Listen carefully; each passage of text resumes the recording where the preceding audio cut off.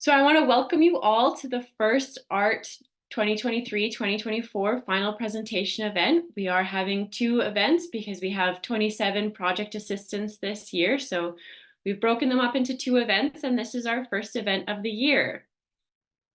I also want to say welcome to the project assistants. Thank you so much for coming and for being available and your fantastic presentations. We are so excited to have you here and to learn more about the exciting work that you've been doing over the last 8 months or so at your host organizations.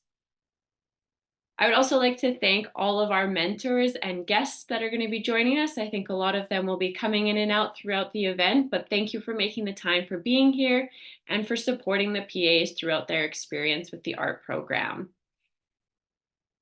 So I'm just going to give a short little intro, a little bit about the event, about the day, who I am, and then we're going to jump right into the presentations because, as I said, we do have quite a busy agenda today. So my name is Shannon Heaney. I work at the Sustainability Council at the University of Alberta, and I recently had the pleasure of taking over the administration of the art program.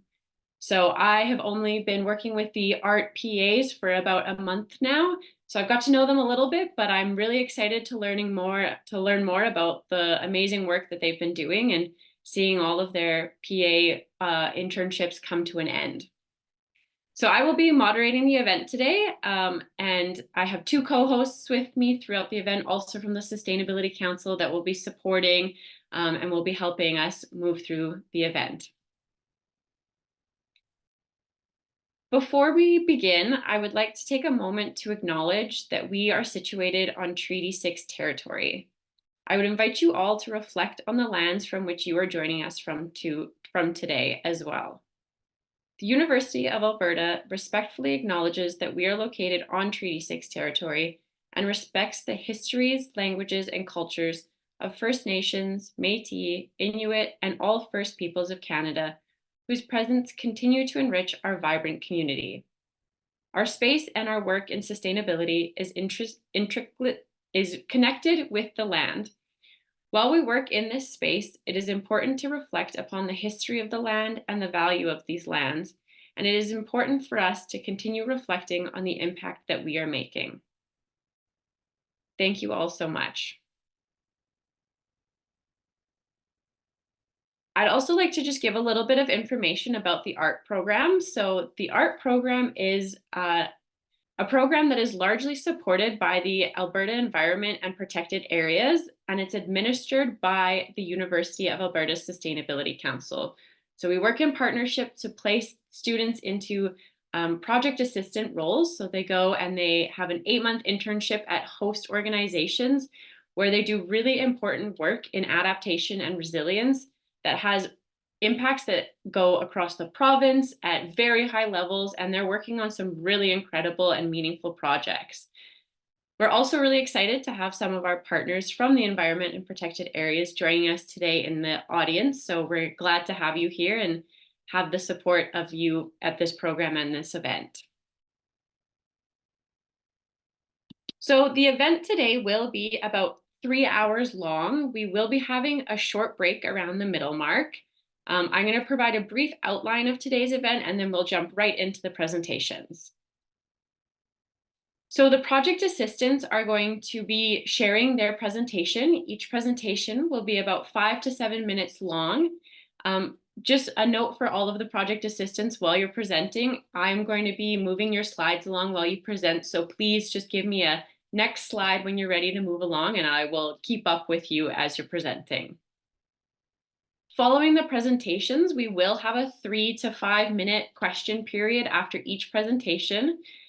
This is a really great opportunity for the project assistants to showcase their research and the work that they've been doing over the last 8 months with their host organizations. And we really encourage you to ask questions, ask them more about their experience and about their research and what they did with their host organizations. If you would like to ask a question, please feel free to either pop it into the chat. One of our co-hosts will be monitoring the chat and will share that question with the presenting PA at the end of their presentation.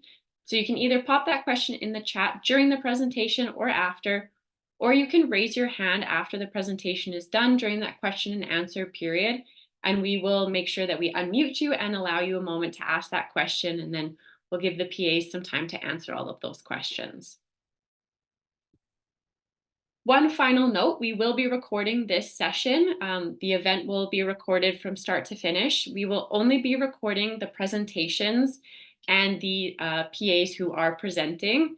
We will be sharing this on our YouTube channel and our website so that we can share it later, and other people who may not have been able to join us will be watching. We are only sharing the presentations that have been given consent from our PAs and from their mentor organizations as well. But just so everybody is aware, we will be recording today's event.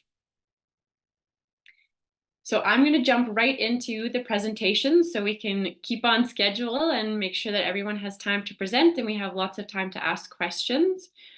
So we are going to jump on in. I'm just going to get maybe one of my co-hosts to let me know if you can see our first slide here. That's great. Yep. Perfect. And we will have Ben Mercer joining us. So our first presenter our first presentation is from Ben Mercer, who completed their art internship with WaterSmart, working on the North Saskatchewan River Basin project. Improved water management can occur at a wide variety of scales, ranging from local actions to basin-wide initiatives, and is critical as we enter a time with an increasingly variable climate.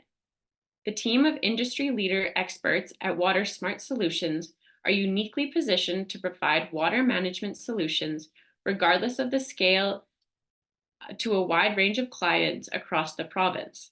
3 unique projects will be presented in his presentation, starting with localized species recovery, a city improving water security and reuse, and finally, a basin-wide project providing modeling solutions for water usage under varying climate change scenarios. Thank you so much, Ben, and I will pass it along to you now.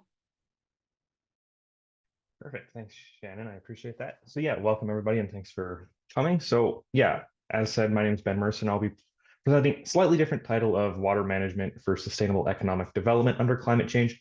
Just felt that kind of better encapsulated some of the work that I was doing under WaterSmart. So we'll hop over to the next slide. And yeah, I wanted to also give a brief land acknowledgement and just acknowledge that the work presented here occurred on both Treaty 6 and Treaty 7 territories, which is the traditional land of many diverse cultures and people who have been the historic stewards of natural resources for generations. And next slide. So yeah, just to jump right into kind of some background and a little bit of water management stuff. So as I'm sure we're all kind of aware, with the continuing impacts of climate change and varying impacts on water systems, for example, the decreased snowpack and loss of glaciers in those headwater regions is ultimately reducing the water availability across the system. So be it in Alberta or further abroad. Now, the nice thing about water management is that it can also occur at kind of a wide variety of landscape scales. So as alluded to, we can start from really small and localized systems, so be it like a sub-watershed or even an individual water body, kind of scaling upwards to like citywide initiatives or even full basin-wide initiatives, which will be touched upon in this presentation. And then, yeah, once again, kind of as mentioned with WaterSmart Solutions, they are a consulting company based out of Calgary, Alberta, and are able to work at all these various scales through collaborations with various clients from industry and government across multiple lines of business, with the overall goal of providing sustainable water use for continued economic development and protecting this valuable resource in the face of continued climate change. And onward to the next slide. So just to jump right in with the first project here, which is the Native Trout Recovery Project. And for a little bit of context here, the eastern slope region of the Alberta Rocky Mountains provides critical habitat for both the west slope cutthroat trout and bull trout. However, as we can kind of see by the map here in the green, they are both at risk, and the green really indicates just water bodies where species at risk are present. So effectively throughout their entire range, they are at risk. So the main goal of this project was to develop a 5-year native trout recovery plan to track various recovery initiatives and conservation initiatives within the Bow and Oldman River system, so within the southern end of that eastern slope region. And the development of the plan was done through several working group meetings with various members of the Native Trout Collaborative, so including government members as well as other industry and conservation groups. with the goal of prioritizing and identifying different watersheds and recovery actions that would have a high likelihood of improving the overall status of native trout on the landscape, with a key focus here being on preserving those native trout. Genetics is ultimately that results in populations that have a greater resiliency to climate change and other environmental perturbations. So the plan itself is also kind of interesting in it serves as an example of adaptive management, which may or may not come up in some of the following presentations here today, but the real goal of this plan was that it's a living document, so it can be updated and revisited at various intervals, and new lines of work can be added or removed, kind of depending on the status of recovery actions within the region. So it really helps kind of prolong the longevity and impact of the plan overall. And next slide. So kind of moving up in scale, we jump over to the City of Calgary and the Water Security and Reuse Project. So home to roughly 1.6 million people, the City of Calgary and surrounding metro regions is one of the first major hubs on the Bow River. So as you can imagine, water management here becomes increasingly crucial, and even more so when we consider that the basin itself is fully allocated. So what that means is currently no new water licenses are actually being issued to help facilitate kind of increased growth or economic development within the region. So with this project, one of the main focuses is to improve the overall water security within the region. And it's roughly based on these three water security levers as identified by the City of Calgary. So you have your water supply, water demand, and then system operations. And those are kind of contained within the major risks to water security. So that being population growth, climate change, and water license limits. So similar to the trout work, this is really driven by stakeholder engagement. So interacting with key members of the City of Calgary and water users in the region to overall develop a water security roadmap for the city and as well as a reuse assessment. Now, where it differs is that this project also incorporates a modeling component. So here the team is able to examine different operational scenarios or changes within the basin and how that can be influenced or influence water ability based on different climate change scenarios as well. So it gives a much more comprehensive overview of what's happening in the system. And then kind of finally with this one, the line of work also examines how potential water reuse can be implemented within the city. So that looks at things such as gray water or even stormwater use, and ultimately helps improve resiliency and efficiencies in the systems there and provides not only a more stable and protected source for Calgary, but also for downstream water users within the Bow River Basin as well. And next slide. And then the final and probably most broad-reaching project here that I want to talk about is the North Saskatchewan River Basin Modeling Project. So as we know, North Saskatchewan River Basin kind of spans from Banff and Jasper National Park all the way to the Saskatchewan border, covering approximately 57,000 square kilometers within the province, and provides upwards of, or water for upwards of 1/3 of the Albertan population, including the city of Edmonton. So obviously a very important kind of key watershed here. And then similar, once again, kind of to the city of Calgary, we have that mainly driven by key stakeholder engagement. So looking at industry and other key water users within the basin to provide suggestions and implementations for the ongoing modeling that's going to occur within the basin. So really developing that model in conjunction with the actual users to kind of best serve them for both quantity and quality of water within the basin. And then the other interesting thing with this one is that the main goal is to provide this public-facing tool which will allow for users to go in and run various scenarios that could occur within the basement. So different changes in operations or other climate change scenarios to really get a better sense of what could occur and help with planning and development within the basin as a whole. And then it also helps to serve or add rather to the kind of increasing number of major watersheds being modeled by WaterSmart here. So we already have the Athabasca, the Bow River, the Red Deer, and the Oldman. So allowing for a much more cohesive and comprehensive view of major watersheds and what's actually occurring within the province. And last slide.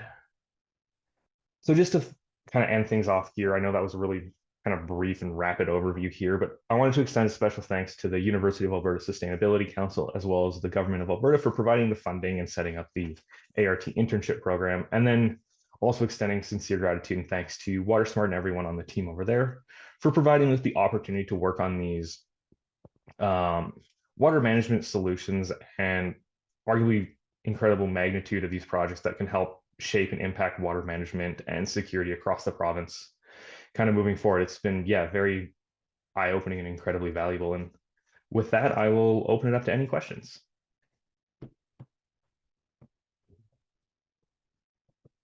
Thank you so much, Ben, for such a great presentation and for giving us so much information about all 3 projects that you worked on. I will open it up. If anybody has any questions, please feel free to raise your hand or throw it in the chat right away.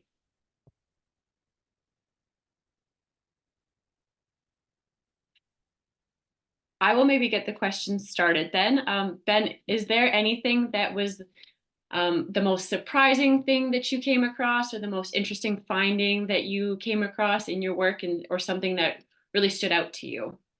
I think probably that, and funny enough, it wasn't actually one of the projects here, but on one of the other larger, more recently published kind of management models for the South Saskatchewan River Basin was really incorporating the economic analysis into it to see how even things you wouldn't necessarily even think of like carbon capture and how that kind of can be transitioned into like and presented as a monetary value for stakeholders and other key funders. So yeah, just really incorporating that economic side of thing I think was really interesting.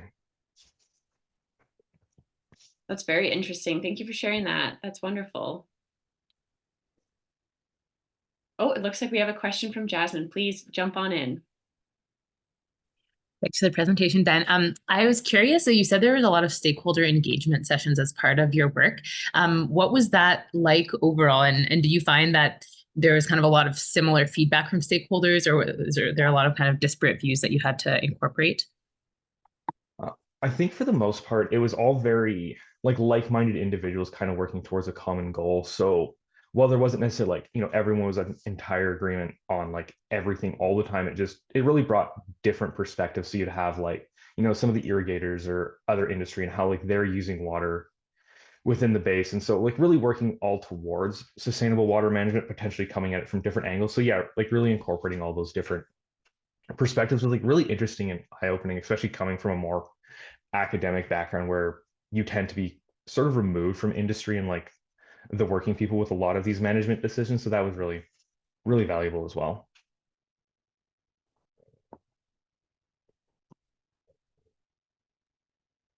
Thank you for such a in-depth and interesting response, Ben. And thank you, yeah, for being the first presenter and for giving such a great presentation and answering our questions. Thank you so much. And yeah, great job in your art internship. That was wonderful. Thank you. Our next presenter is Shayla Watson, who completed her art project with the Athabascan Watershed Council, the Watershed Planning and Advisory Council for the Athabasca River Basin. Her project is part of the Council's Community Drinking Water Resilience Project and focuses on private and non-municipal drinking water systems. Just gonna fly through these here and get to your presentation. There we are. Okay, Shayla, I will pass it over to you. Yes, we can hear you, Shayla. Awesome. Okay, perfect. Okay, so hi everyone. My name is Shayla Watson, and I am calling in from Treaty 6 territory, the traditional and ancestral territories of the Métis and Cree people. And today I'm very excited to be sharing information about my art project that was completed with the Athabasca Watershed Council over the last 8 months. Next slide, please. So to get us started, I would like to give everyone some background information about the Athabasca Watershed. So the Athabasca Watershed spans across portions of Treaty 6, Treaty 8, and a little bit of Treaty 10 territory, the traditional and ancestral territories of the Cree, Shuswap, Dene, Stoney, Blackfoot, Nakota Sioux, and Métis people. The river itself is around 1,230 kilometers in length, which means it accounts for about 25% of the province's landmass. And as you can see in this map, it's a pretty big watershed. Now, there are about 180,000 people who live within the Athabasca Basin, although that number is probably higher nowadays. And in the summertime, up to 30% of the flow in the main stem can come from glacier melt off of the Athabasca Glacier, or off of the Columbia Glacier down in the Columbia ice fields by kind of near Jasper. The Athabasca River is also the only major river basin in Alberta without a dam, which makes it one of the longest free-flowing rivers in North America. So within the province, there are 11 watershed planning and advisory councils for the different watersheds throughout the province. The goal of these WPACs is to work with academia, citizens, communities, environmental and stewardship groups, Indigenous peoples, industry, and various levels of government to provide information about the watershed they represent. So for the Athabasca Watershed Council, that's the Athabasca River. Next slide, please. The Athabasca Watershed Council launched their Community Drinking Water Resiliency Project, which aims to understand more about how drinking water systems within the watershed will be impacted by climate change and determine what techniques will help these communities and their drinking water systems remain resilient. So the first 2 parts of this project focused on larger public municipal systems, with the first part being an initial characterization of these systems within the watershed, and the second part going more into climate change impacts and adaptation efforts. You can learn more about these projects on the Athabasca Watershed Council's website. So while previous work addresses the water systems that serve the majority of our population, what about the rest of the population? That brings us to the focus of my project. Next slide, please. So here in Alberta, drinking water systems are either public or private. Public systems can be larger ones like the ones covered in previous work that service towns, cities, villages, or they can be smaller non-municipal public systems, which are the ones that you might find at things like campsites, rural community halls, remote work camps, basically any facility that supplies drinking water to the public for any period of time, but is not connected to those regional town water systems. These systems typically use a cistern or a water well for their drinking water, and the remaining part of their population that does not rely on a public system will rely on a private system for their drinking water. Now, private systems are exactly what they sound like. They don't provide drinking water to the public. They only provide drinking water to the owner of that water system. So an example of these water system would be someone that lives on a farm and relies on a water well for their drinking water, like myself. Water well systems that rely on groundwater are the most common type of private water system, but cisterns and dugouts can also be used. So when I was doing research about these systems, it became apparent that there's some information and resources available, but it's typically not very detailed or outdated. So for example, there is a provincial water well information database, but it can be difficult to know the details of the wells on that map, including things like if they're still active or if they're having issues with contaminants. So in an effort to try and better understand the systems within the watershed, we launched a drinking water survey. Next slide, please. So in January, we launched an anonymous online survey that was made using Google Forms, which asked questions about types of drinking water systems people rely on, as well as how concerned they were about things like water quality and quantity. In addition to the online survey, we created an email survey that consisted of about 5 questions extracted from that online survey. And the goal of this email was to try and get responses from those public facilities that rely on non-municipal drinking water systems like community halls and campsites by contacting them directly. Unfortunately, as you can see on the slide, we did not get very many responses, which does make it difficult to use any of that information as concrete evidence. But there were some interesting things that we did notice in our results. Like, while some people were testing their drinking water, most often it was not being done nearly as frequently as it should be.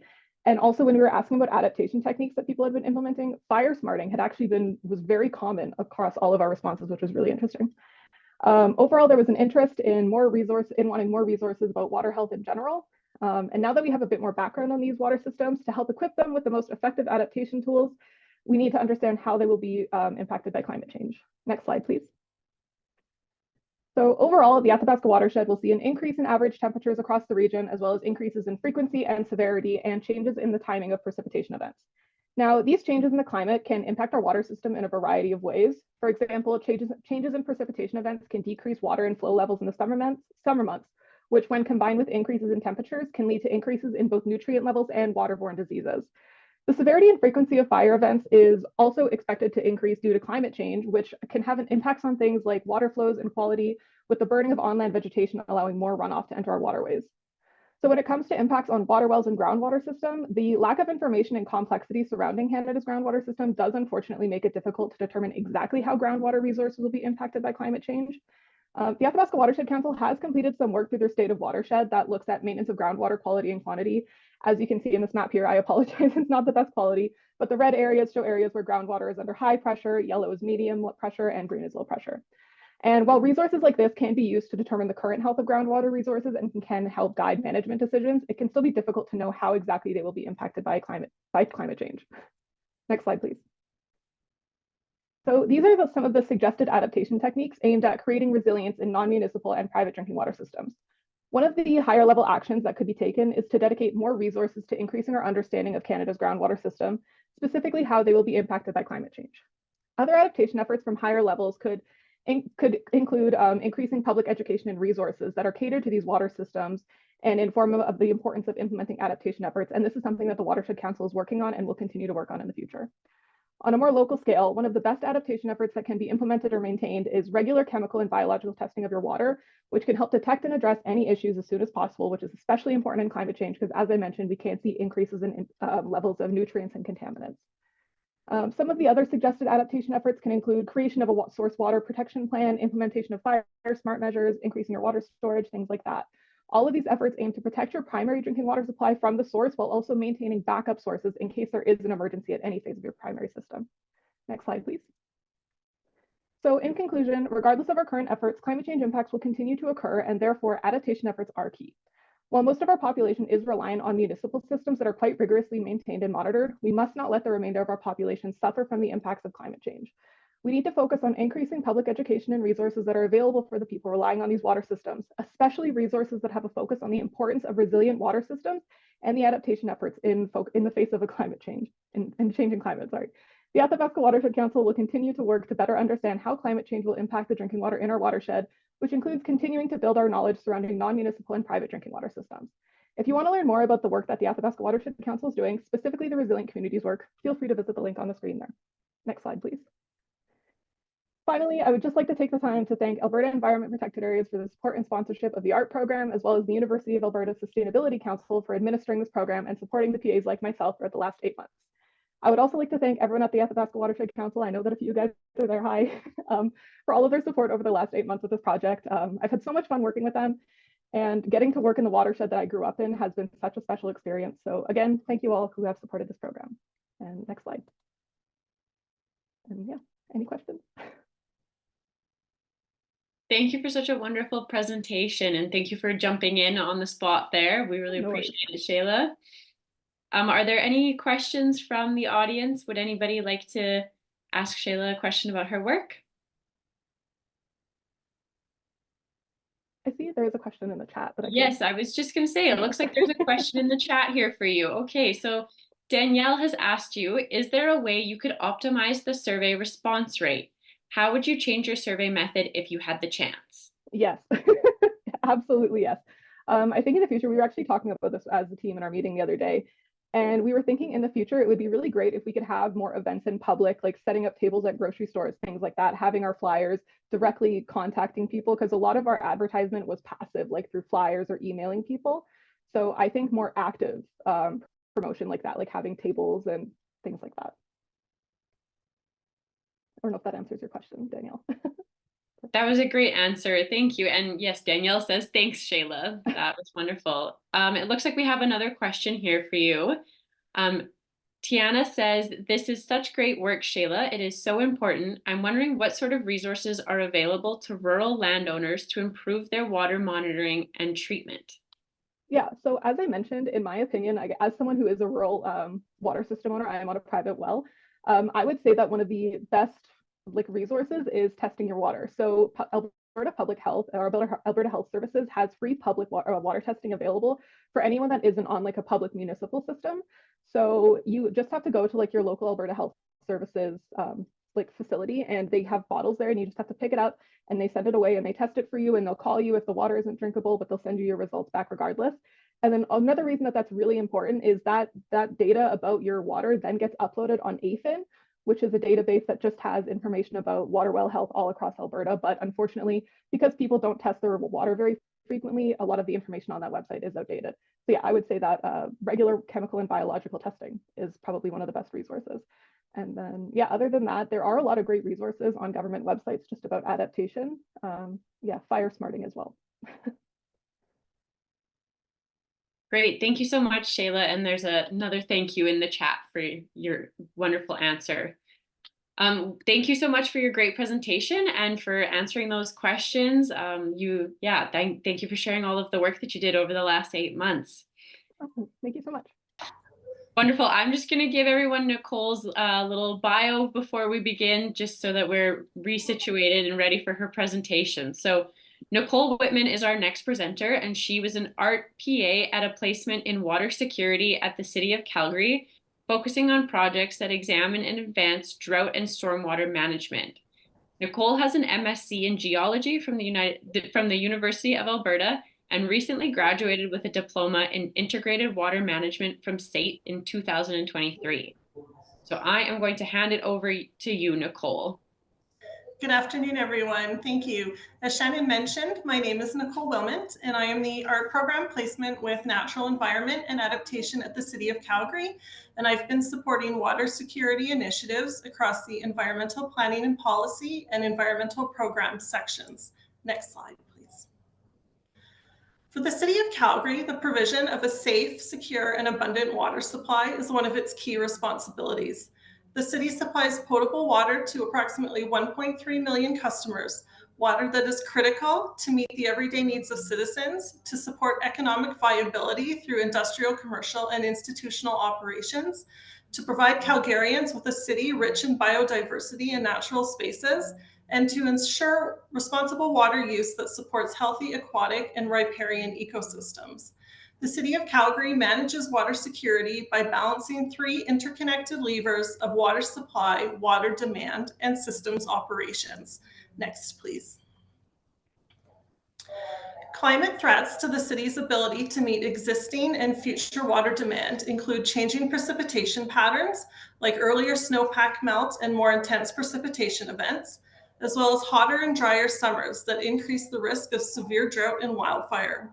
These threats put both water quality and water quantity at risk. With additional pressures, including population growth and water license limits, the ability to ensure a water secure future for 2 million Calgarians requires not only future forward long-term planning, but also the responsiveness to address immediate concerns. Next slide, please. City Council recently passed the Drought Resilience Plan, which gives direction through its 5 goals for the implementation of short, medium, and long-term projects addressing drought-related challenges. For my art program placement, I was focused on short-term drought response in 2023 and 2024. Next slide, please. After issuing an initial drought advisory in July 2023, the City of Calgary declared Stage 1 outdoor water use restrictions in August. These restrictions were enacted under Schedule E of the Water Utility Bylaw.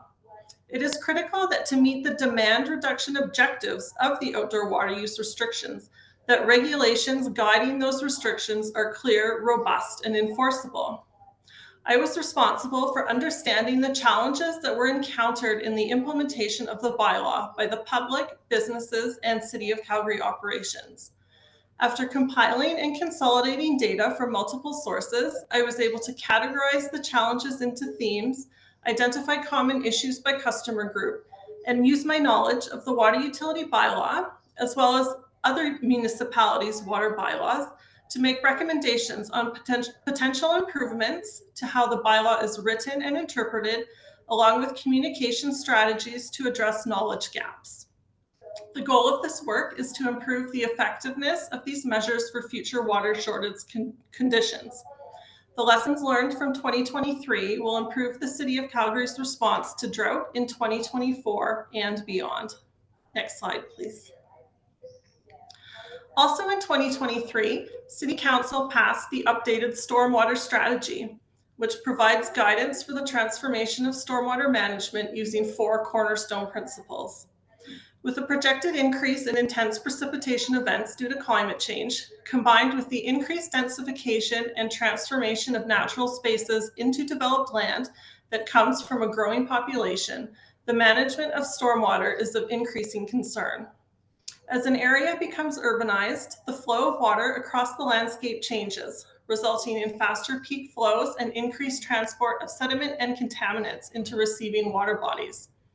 One way to address this is through the development of green stormwater infrastructure practices, which include features like rain gardens, bioswales, tree pits, and permeable pavement.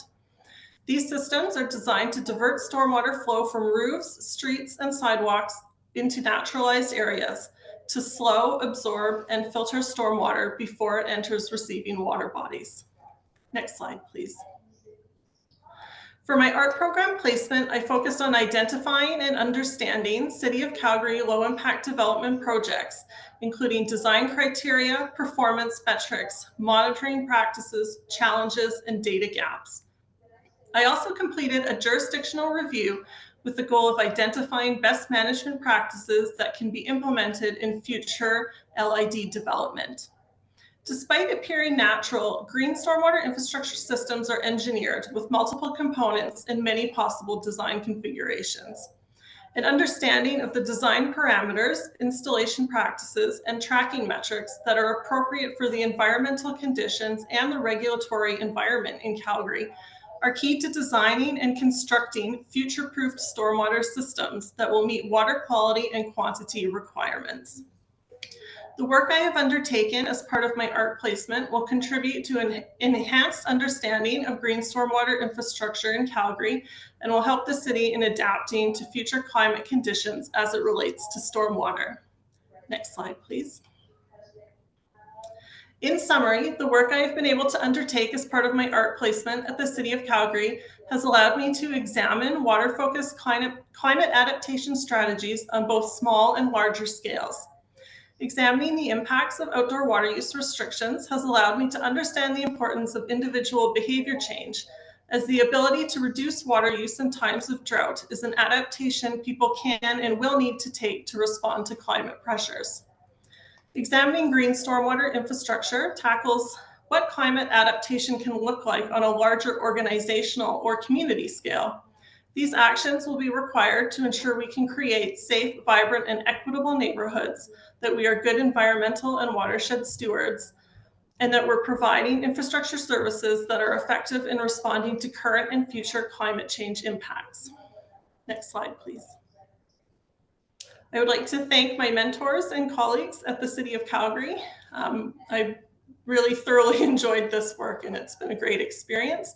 And also to thank Shannon and Justice at the Sustainability Council for organizing this program. Thank you. Thank you so much, Nicole, for such a wonderful presentation. It looks like we might have a question in the chat here for you right away. So we have a question that says, how were the water use restrictions enforced? Was there any compliance monitoring? So the City of Calgary last year, it was the first time they had implemented outdoor water use restrictions. And so they took an education first approach over enforcement. So the main goal was to, if they had complaints about people not following the watering schedule, they went out and basically tried to educate first. And that's probably the most proactive approach they could take. There was one ticket given for the over 2.5 months that the water restrictions were in place last year, but they've definitely been focusing on an education approach to get compliance from citizens and businesses across the city. Thank you for your answer. That's really a really interesting approach. I think that's a great approach, and education and understanding is so important in this kind of work. It looks like we have another question for you. We have a comment that says, wonderful presentation. I'm curious as to how the public reacts to these restrictions and if your recommendations entail more community engagement. So I think one of the results of the kind of examination I did of the 2023 water restrictions was it was really able to highlight maybe where the city needs to increase engagement for different types of activities. And so that's definitely something that has been suggested and is being improved upon coming into 2024. For the most part, I think the people of Calgary and in Southern Alberta understand the drought risk. It has been quite well advertised lately, and especially over the winter. And so people do have a general understanding that we are in water shortage, and that potentially their ability to use water needs to be reduced compared to what they might historically have been used to. You're not going to reach everybody. There's going to be some people that have done it one way their whole lives and are going to continue to do it, and that's fine. But I think for the majority of the general public, we've had good engagement and good understanding of why these measures have been put in place and will likely be put in place again. Thank you so much, Nicole. Thank you for your wonderful answers to the questions, and thank you so much for such a great presentation. Thank you. Okay, we will be moving on to our next presentation now. Oh, sorry, gotta go back through these here. We'll get sorted. Okay, so our next presentation is coming from Francis Ernawarm who is a graduate of the University of Alberta with a degree in mechanical engineering. He did his art placement at EPCOR Utilities and worked on the Smart Ponds project, whose main objective is to mitigate and reduce flood risks throughout the city. Francis, I will hand it over to you. All right, thank you, Shannon. So yeah, good afternoon all. and I'll be presenting on my ERT project, which is the smart ponds. And the main goal of the smart ponds is to optimize the operation of Edmonton's wet ponds to minimize overland flood risk. So to start, I'll provide some background on smart ponds. So the next slide. So Edmonton has been subjected to flooding events that are primarily driven by convective storms. Convective storms in 2004, 2012, and 2016 caused damages to over 5,000 homes and considerable damage to city infrastructure in Edmonton. The nature of these storms is that at their core, they are very intense, and outside the core, it is weaker. Like for instance, as shown on the diagram on the right, this is a radar of a July 2016 storm, and you can notice that at the center there is an intense 1 to 200 year intensity that has been experienced, while outside the center and the surroundings there is a much weaker, mostly 1 to 2 year intensity. So to combat storms like this, EPCO has implemented strategies to predict and slow stormwater entering the storm system, and to also move stormwater to areas that are not hit hardest by the storms, those areas that have low intensity storms. So next slide, please. So one of the strategies that EPCO has implemented is the Smart Ponds program. And the Smart Ponds basically involves optimizing the operation of the ponds, of the 117 ponds in Edmonton. The Smart Ponds operation involves three processes. The first process is the forecasting or modeling section, which encompasses the collection of real-time data from weather radars, from flow sensors, from water level sensors, and also from rain gauges. Then the real-time data is used to predict how the stormwater system will respond to the incoming weather event.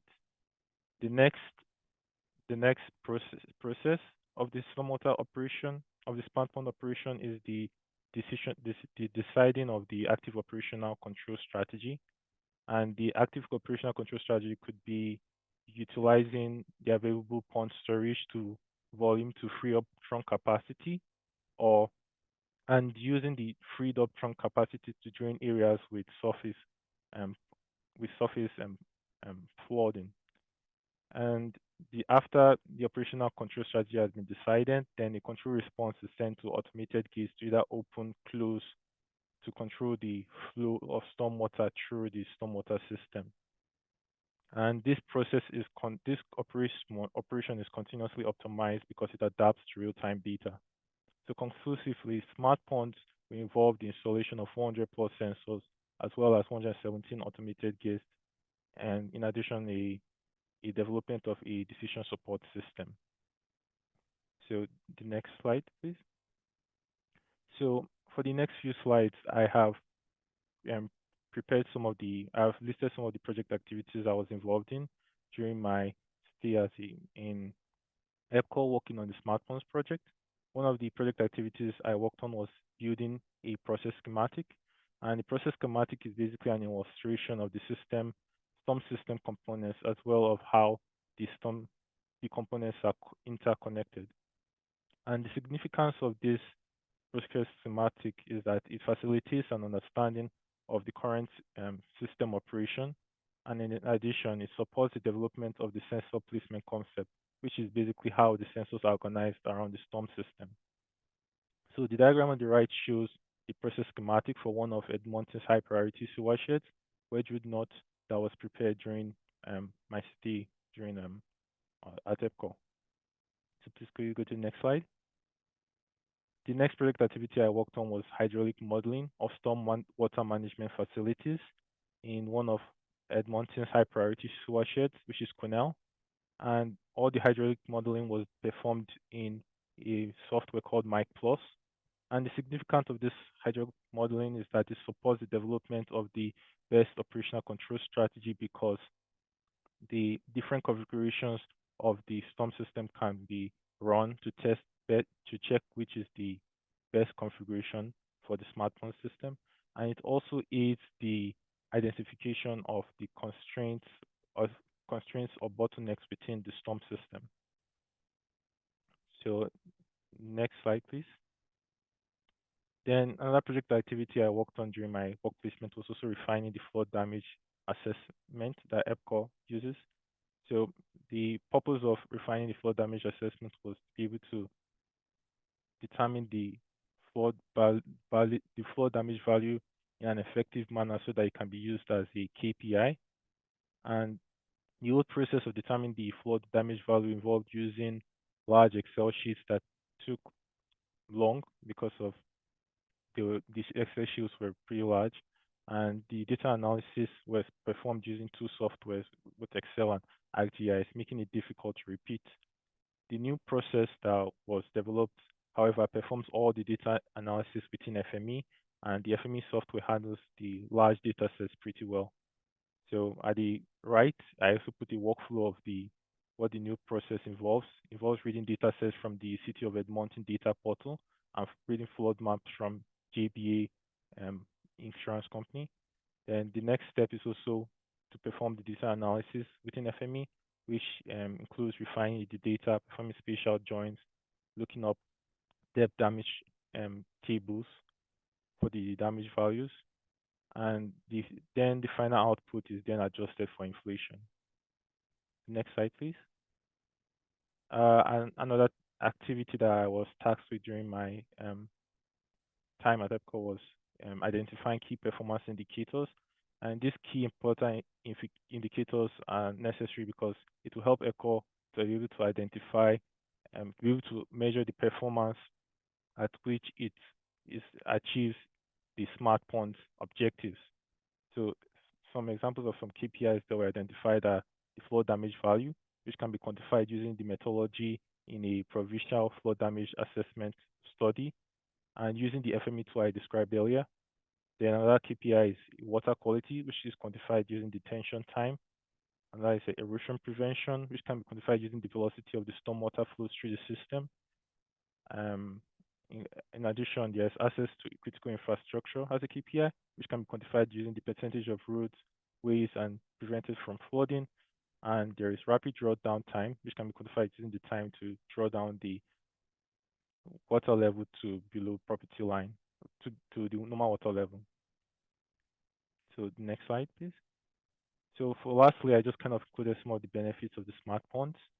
So one of the main benefits of the smart ponds is that it minimizes flood risks because it enables the wet ponds to be able to draw down their water level as a response to incoming weather.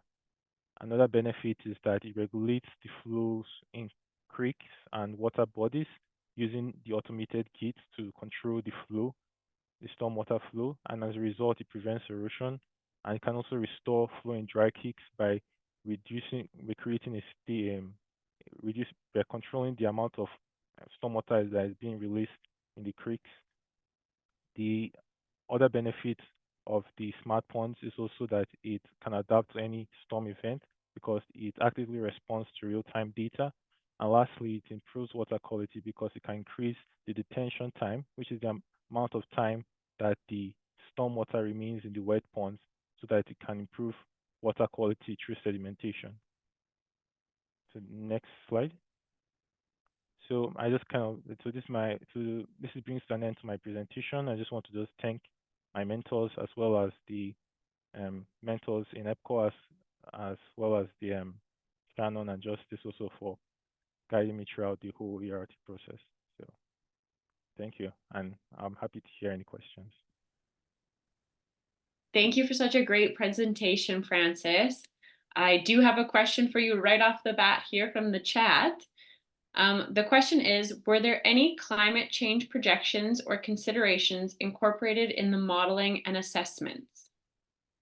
Yeah. So when it came to regarding climate change, so one thing that we noticed regarding climate change is that the intensities of these storms are bound to increase. Also, we have noticed it through the IDF curves that were used in the models in the hydraulic modeling as well, that we noted that we're going to known to increase. So the way the smart pond system is kind of set up, it is set up to try to minimize the effects of the flooding in regards minimize the effect of the flooding no matter like what the no matter what the storm event is experiencing. So the whole smart pond system as itself, it can really respond to any storm event.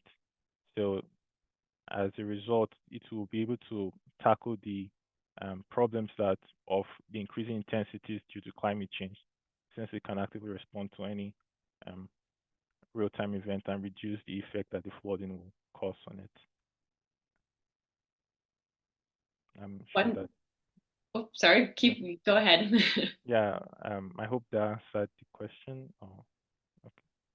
That was a great answer. Thank you so much, and thank you for providing such a in-depth and detailed presentation. That was so interesting to learn more about the smart ponds, and especially something that's local to all of us and something that affects us all. So thank you so much for such a wonderful presentation and for sharing your experience with art with us.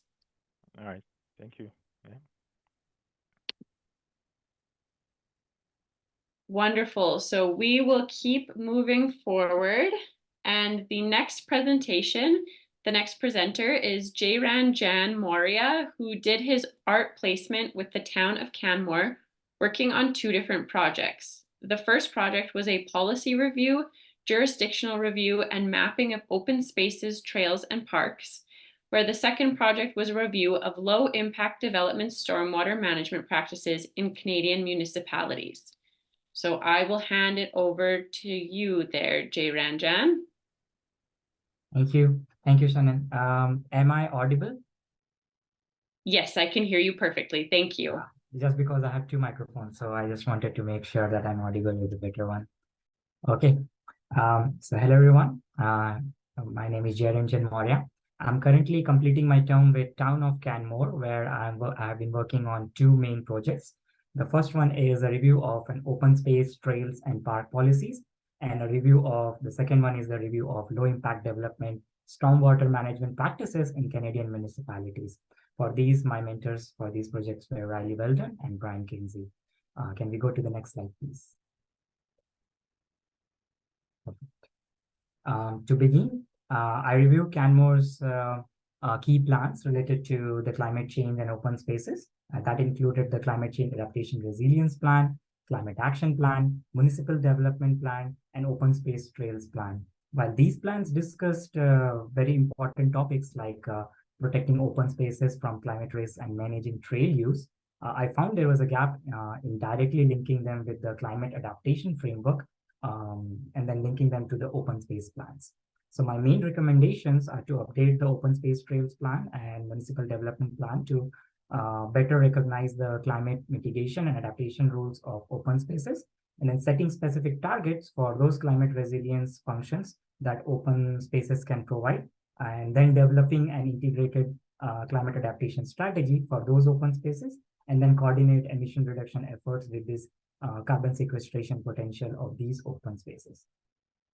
Can we go to the next slide, please? Okay, thank you. So for this one, for the jurisdictional review portion of my work, I examined park and climate adaptation plans from several Canadian cities, including Vancouver, Calgary, and Edmonton. I found some common practices like priorities across these practices and plans, such as protecting and expanding natural assets like forest and wetlands, enhancing the urban tree canopy to reduce heat island effects, integrating green infrastructure features like biosphere and green roads, also developing climate resilient design guidelines for park assets, fostering collaboration of the nature-based solutions, and identifying sustainable financing mechanisms like green bonds and adaptation levies. Overall, this review underscored the importance of leveraging parks as a form of the green infrastructure by implementing nature-based solutions and updating the design standards with the climate resilience in mind. Can we go to the next slide? So how this contribute to climate adaptation efforts across Alberta? So first, it provides an evidence-based approach for optimizing municipal parks and open spaces to build climate resilience. It offers then actionable policy recommendation for embedding climate consideration into the open space planning. And then the jurisdictional review also highlighted proven approaches from other cities that are using to expand green infrastructure. Spatial analysis can also help pinpointing where adaptation efforts should be prioritized within a city's open space network. And ultimately, this work position open space as the key climate assets that provide important services like urban cooling, flood control, and habitat protection. So it supports leveraging parks and open spaces in increasing a community's climate readiness and also protect residents' well-being like amidst this climate change impact situations. Can we go to the next slide?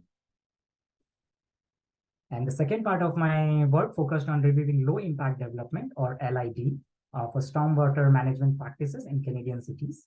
My mentor for this project, as I mentioned before, Brian, he helped me engage through different cities, through different stakeholder meetings.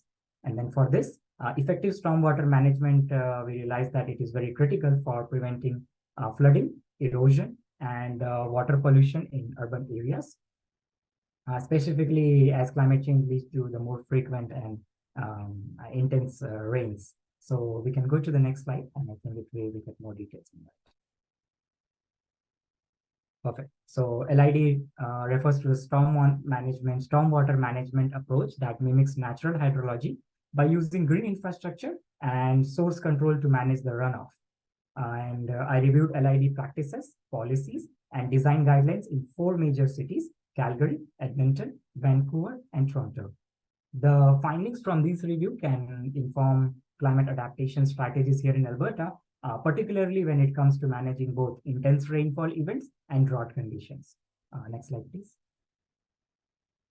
Yes, so the table summarizes some of the key aspects of LID implementation in the 4 cities that I looked at.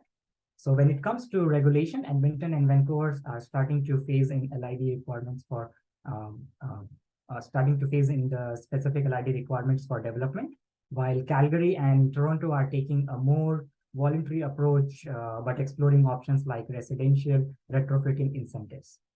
Toronto also has a green roof bylaw with specific performance targets, and design guidelines range from general guideline principle in Calgary to comprehensive standards and sizing criteria in Edmonton and Vancouver. Toronto also has extensive science-based guideline, and performance is often evaluated based on the metrics like total suspended solid removals, volume capture, infiltration, and evapotranspiration rates. Also, the challenges include freeze-thaw conditions, local soil suitability, maintenance requirement, and space constraints in ultra-urban areas. Next slide, please. Now let's look at how LID relates to the climate adaptation here in Alberta. LID practices can reduce urban flood risk by absorbing and detaining stormwater runoff. So for example, Calgary aims to reduce runoff through absorbent landscaping, while Edmonton sends specific volume capture targets. LID can also help mitigate drought impacts by enhancing infiltration and water reuse. And the expansion of the green infrastructure through LID provides additional benefits like urban cooling and air quality improvement.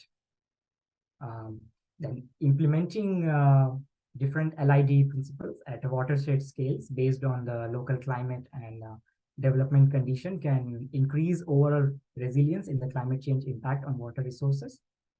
The finding from these review highlight the importance of developing context-specific design guidance, monitoring performance over time, and considering the full life cycle cost and benefits of the LID. Can we go to the next slide? Okay. So what are the key recommendations for advancing LID here in Alberta? First, the province should look at developing unified LID design guidelines and performance standards that are adapted to our local climate conditions. And municipalities should be encouraged to adopt LID incentives and requirements through their stormwater management plans and bylaws. We need to invest more into research and monitoring to quantify the long-term cost and benefits of LID practices, specifically in terms of building climate resilience. The province can support implementation by providing training and capacity building resources to help the municipalities and industry with LID design, construction, and maintenance. Partnership between the government, industry, and academia will be key for knowledge sharing and scaling up the implementation. And finally, LID should be proactively integrated into the municipal climate adaptation and suitability, and also the suitable places wherever sustainability initiatives are implemented to maximize co-benefits and potential funding opportunities. Next slide, please. Yeah, and here are the, some suggested next steps to move this work forward that I have achieved till now. So first one is convene a provincial work group to develop those unified LID guidelines and performance standards for Alberta's climate context. Work with municipalities to establish LID pilot project to demonstrate effectiveness and gather local performance data. Develop educational resources and incentives program to encourage voluntary uptake of LID practices by property owners and developers, and lastly, mainstream LID into the standard municipal development policies and capital planning processes to instantial, kind of making it streamlined and standardized as a proactive approach to climate resilience. Next slide, please. So I would like to acknowledge University of Alberta, Sustainability Council, my mentors from the town of Canmore, Government of Alberta, and other institutions and people who helped me directly or indirectly achieve the deliverables of this project. And without your support, it wouldn't have been possible. This concludes my presentation. Thank you for your attention, and I'm happy to answer any questions. Thank you so much for such an excellent presentation. I'm going to jump right in because we have a few questions in the chat for you. So the first question says, given the variation in Alberta's local climate conditions and pressures, how would you propose that the province develop design standards for the entire province? How would these standards support rural alongside urban development when they face different challenges? For sure. So first of all, the guiding framework for any kind of, if I say the LID framework is, the guiding framework is same, but the issues that can be represented, the standards that are underlying in it are different, as you said, it's correct. So for example, Canmore main issues is the water runoff because it's in the valley. For example, Calgary's geographical location is different and topography is very much different as compared to Edmonton's. So that is correct. But the type of soil, if we study and if we analyze, so we can very much develop the scenario where depending on the different kind of soil to adapt different kind of LID measures. LID has solutions for something which type of soil which is full of silt or something which is full of gravel or clay. So the framework is the same. The application point will vary. So there is, as I mentioned, it has solution for drought kind of scenario where there is a lot of runoff, like it just disappears. But at the same time, there is also solutions for flood mitigation by proper absorption scenarios. So yes, when it's a holistical point of view, if we see from the provincial point of view, different scenarios will be applicable to different jurisdictions or different cities, and adapting to those specific ones, I think it will be able to implement across the whole province if it's needed. Hence, the specific city can adapt to specific framework and the specific solution pathways from the LID. Wonderful. Thank you for such a wonderful response to that. There's thanks in the chat for your response. I'm just going to ask you one more quick question and then we'll move on to the next presentation. But there's a question in the chat that says, I'm wondering how and why you chose Edmonton, Calgary, Toronto, and Vancouver for their LID best practices. Canmore is quite a bit smaller than these municipalities. Did you find that they were still comparable? Very nice question. Thank you for that. So we chose Edmonton, Calgary, Toronto, and Vancouver as not our first choices. We did review first the provinces across the whole Canada, different towns, different cities who have a lead start or a head start when it comes to the LID implementation or initiatives. So we first filter out that, and from that we filter out the top 4 or top 5 jurisdictions that have most correlation with either in terms of geographical things or in terms of the advancement that they have made in terms of LID best practices implementation. So these 4 jurisdictions had done something significant from which the town of Canmore can adapt or implement a few practices, a few standards, can gain some knowledge and some directives from there. And that's why these are chosen as reference points from where we can derive our solutions to our own issues. So yes, they are very much different, but the advancement that they have made in terms of LID practices is very much ahead of what other provinces and including Canmore is just going to start. So they will be kind of a guiding, showing us that there are different solutions available for the different issues that they're going to answer in Canmore. So it's based on the best practices and not on the municipal sizes. Thank you so much for that answer. There's thanks in the chat for you again. Thank you for your great answers, and thank you for such a wonderful presentation. Okay, we will be moving on to our next presenter here. Our next presenter is Nicole Gavigan, who is recently graduated from the University of Alberta with a Bachelor of Science in Nutrition and Food Science. She was drawn to the art program by her interest in climate adaptation, mitigation, and resilience in food systems. Her art project studied the barriers that prevent farmers and ranchers from using regenerative agriculture practices and was hosted by the Food Water Wellness Foundation. Nicole, I am going to hand it off to you. Thank you, Shannon. Hi, everyone. I hope everyone can hear me. My name is Nicole Gavigan, and my project looked at agricultural producers' perspectives to adoption, perspectives on barriers to adoption of regenerative agriculture on the Canadian prairies. Next slide, please. So there is no universal definition of regenerative agriculture, but in general, it is a holistic agriculture system that builds and regenerates soil health instead of depleting it, and works in harmony with ecosystems instead of against them.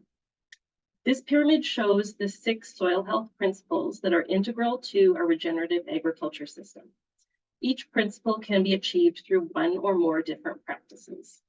Next slide, please. These agricultural practices that reduce negative environmental impacts are known as beneficial management practices, or BMPs.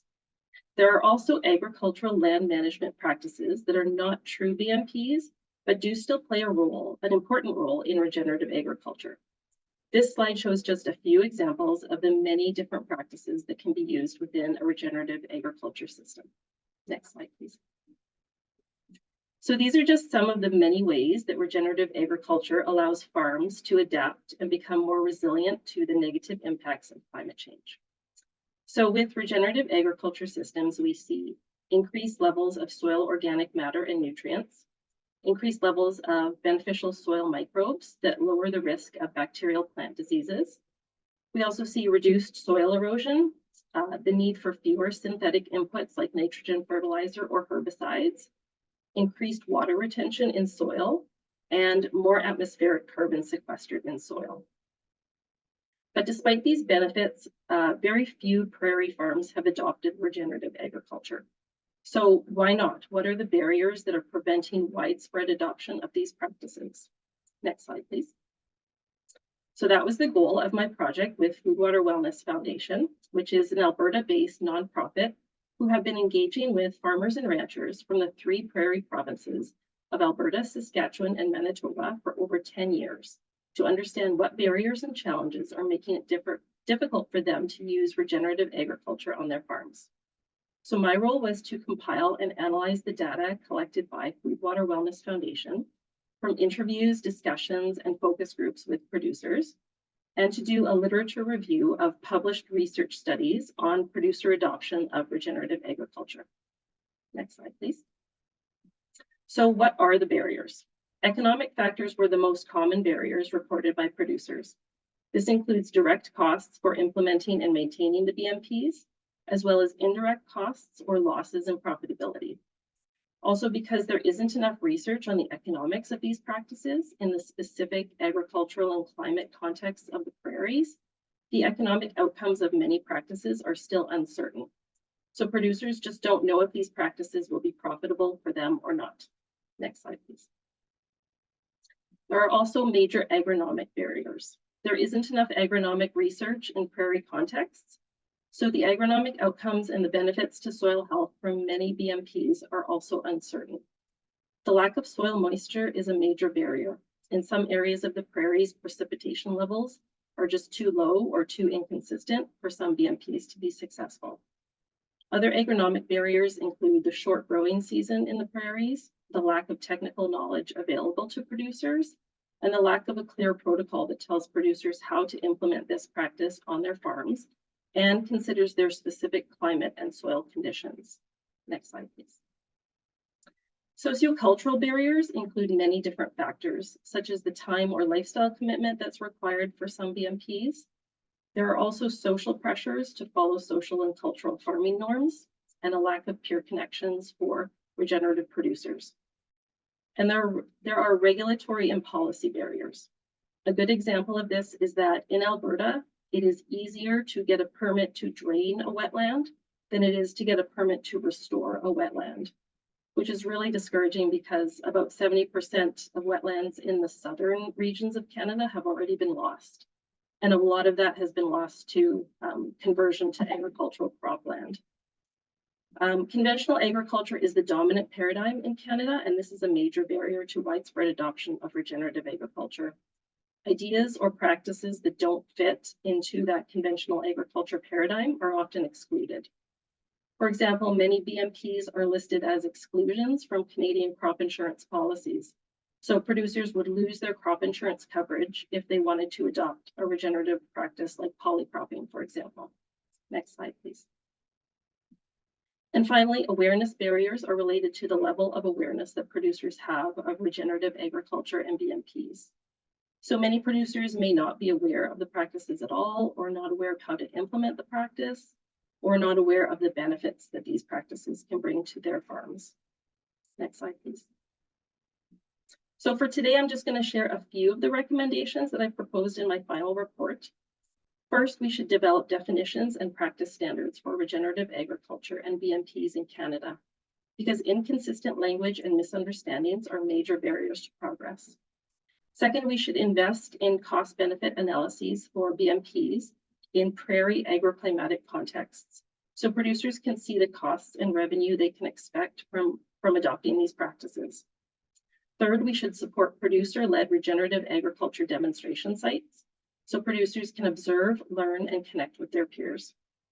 And finally, we should engage with prairie producers to develop and deliver incentives, policies, and programs that will help producers successfully adopt regenerative agriculture. Ultimately, my project work will be used to inform future initiatives that will make it easier for producers to adopt regenerative agriculture and will bring climate adaptation and resilience to our agri-food systems. Next slide, please. So thank you to Alberta Environment and Protected Areas for sponsoring the ART program, and thank you all for listening today.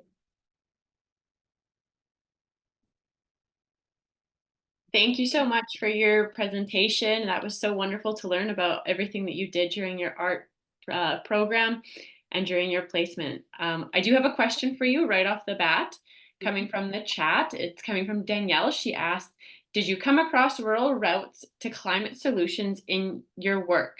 They handle many of the communication aspects around regenerative agriculture and could be a great partner for your host organization. I think I did. That definitely sounds familiar. I don't recall a lot of what, like I'm not connecting what I found with that organization. So I'll have to look into that more, but and my mentor might know more about it than I do, but I definitely recall coming across that. Yeah. That's great. We really like to see the sharing of resources. So that's great that that was brought up. I did have a question for you as well. Do you think that this is something that this work has really connected with your past education experience? And is it something you see yourself moving forward with? Yeah, I think absolutely.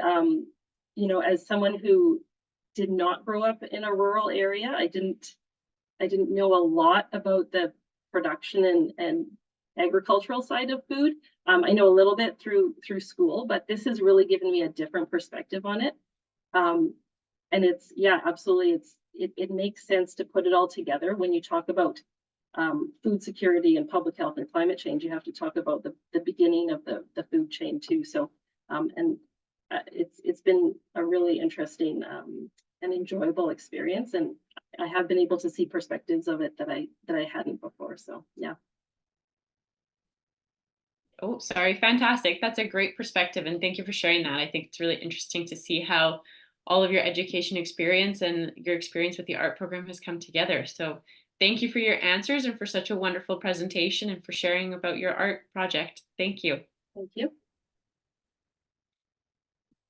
Okay, so we're going to move on to our next presentation. So our next presentation is actually coming from two of our project assistants. So our next presentation comes from both, sorry, I'm going to move the next slide up, from both Danielle and Christina, who both worked with the town of Bruderheim on the Resilient Rurals project for their art placement.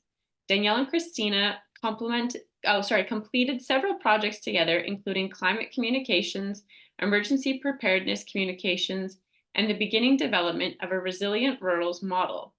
Their crowning achievement through the art program was the development and completion of the Cultivating Food Sovereignty, a project which seeks to engage, connect, and inspire rural and Indigenous communities to take their food futures and climate resilience into their own hands. More about the Cultivating Food Sovereignty project can be found following the link that we are going to throw into the chat for you. So we'll throw that in while you all start presenting. So I'll hand it over to you, Danielle and Christina.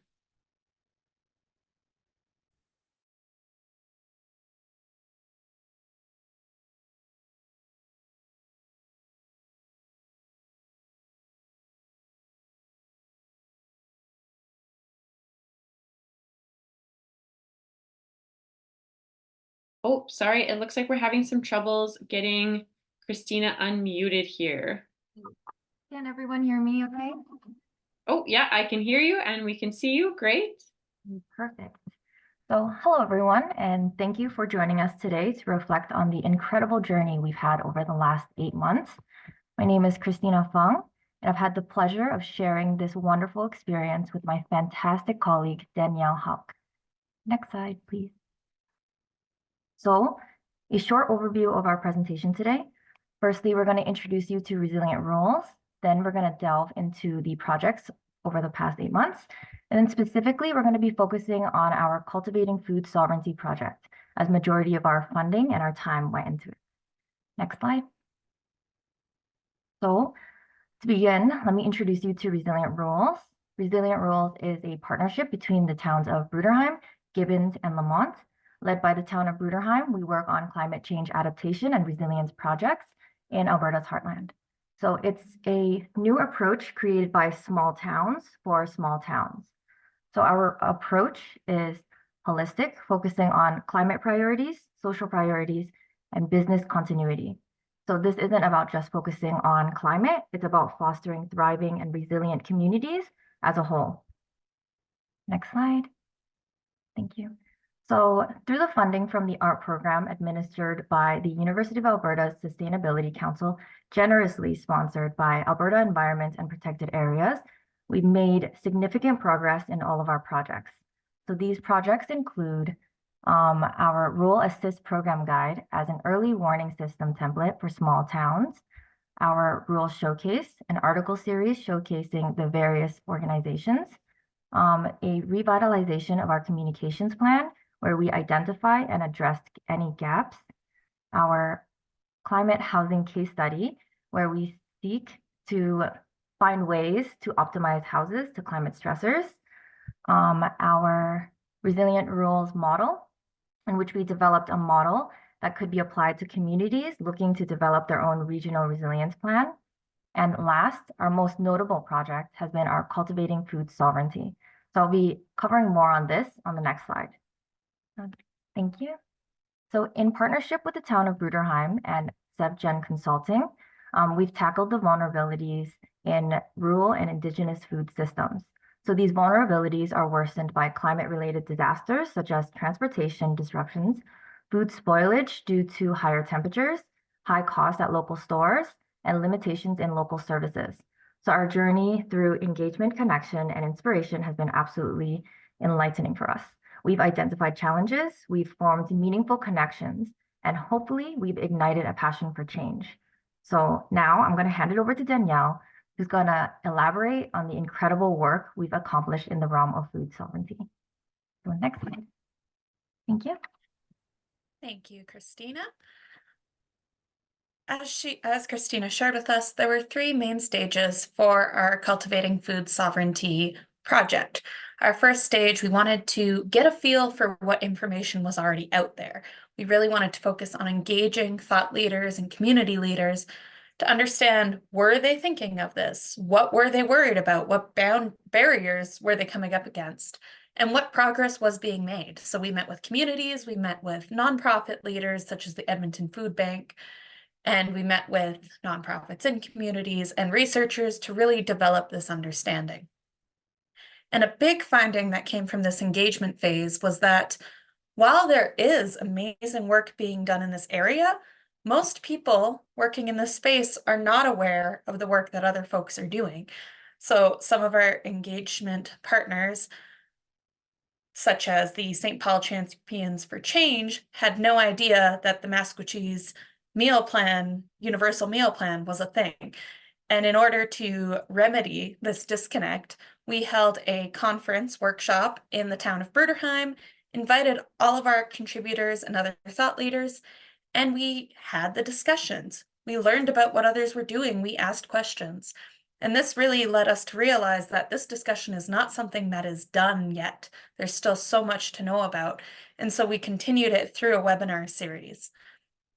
From this webinar series, from this conference, we really saw a need to inspire communities, thought leaders, movement makers into implementing food sovereignty in their own spaces. And that's why, in partnership with SevGen Consulting, we designed training modules that are available on our website that share what food sovereignty actually is. So for those who don't know, it is the ownership of one's food system, as well as the history of food sovereignty, how our food systems have changed, and how we can cultivate these qualities again in our local food systems. And so it was a really innovative approach to, okay, we know that there are these barriers in these regions, but how can we, from a grassroots perspective, respond to that? Next slide, please. For those who are aware of food sovereignty, you might not realize it is a form of climate adaptation.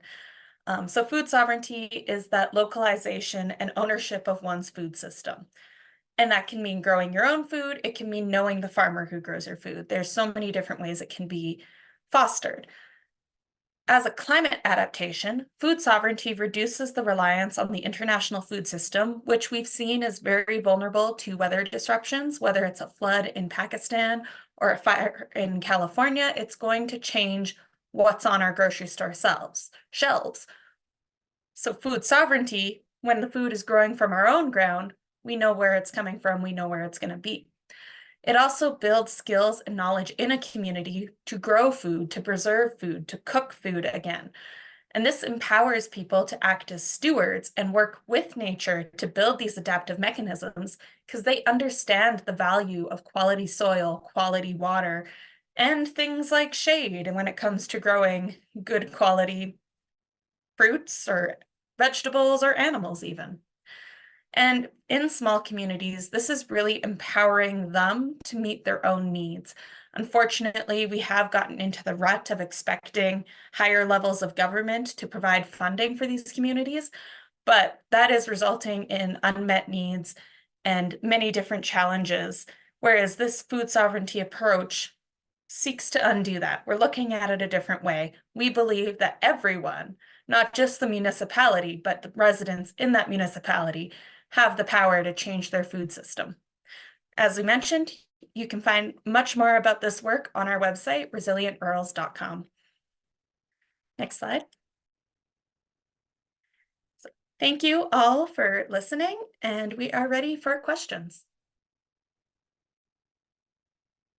Thank you both for such a wonderful presentation. That was so exciting to learn about the work that you've done, and it was very timely with the last presentation as well. That was wonderful.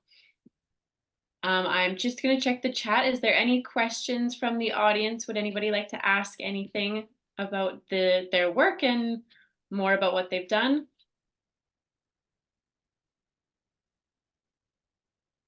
If not, I'm going to jump in and ask you, we do have one comment that says they're excited to watch the training modules, that this is some amazing work. I guess I have one question, is just maybe it's different for both of you, maybe it's the same, but what was the biggest learning that you took out of this experience? Christina, are you able to unmute? No, you're stuck again, aren't you? Okay, maybe we'll start with you, Danielle, and then we can unmute Christina and get an answer as well. I think my biggest, or what I was most excited to learn about, is we're far from the first group to talk about this. So that engagement phase where we actually got to meet with people who were looking at their food systems in a different way, like the Masquatchee's universal meal plan at their school system from their school board is phenomenal. And it's like amazing how they can feed all these kids and teenagers while spending like $1 a day on a meal.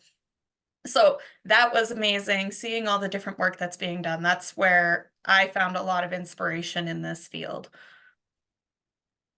That's fantastic. Thank you so much. Christina, are you able to unmute now? Yes, can you hear me? Yes, we can. I agree. I think all of the engagements, I guess, that we had, we were able to interview Champions for Change, the president of Champions for Change, and she showed us or talked to us about the initiatives that they have in their town. And it really put into perspective for me, specifically because I wasn't born and raised in a rural area. A lot of the initiatives that I know about are usually on a bigger level than if that makes any sense, than a community as smaller. These are the things that you can do. So I think one of the initiatives that I thought was very interesting that Champions for Change did was during one of their community events, instead of offering like, what was it? It was a sweet. I can't remember what the sweet was. It was cake. Was it cake? Cake and ice cream, I think. It was Canada Day. Yes, cake or ice cream, or they gave the option of like fruits, like strawberries. And they gave that option to the community, and anyone who came up, they could pick between cake and ice cream or strawberry. And I don't remember what the other. I think it was a yogurt parfait. And it just, she said that more people actually picked the yogurt parfait than the cakes and strawberries. And I feel like I'm in Calgary right now. A lot of the events that I go to they don't really provide an option like that. It's usually a lot of just sweets that you can pick.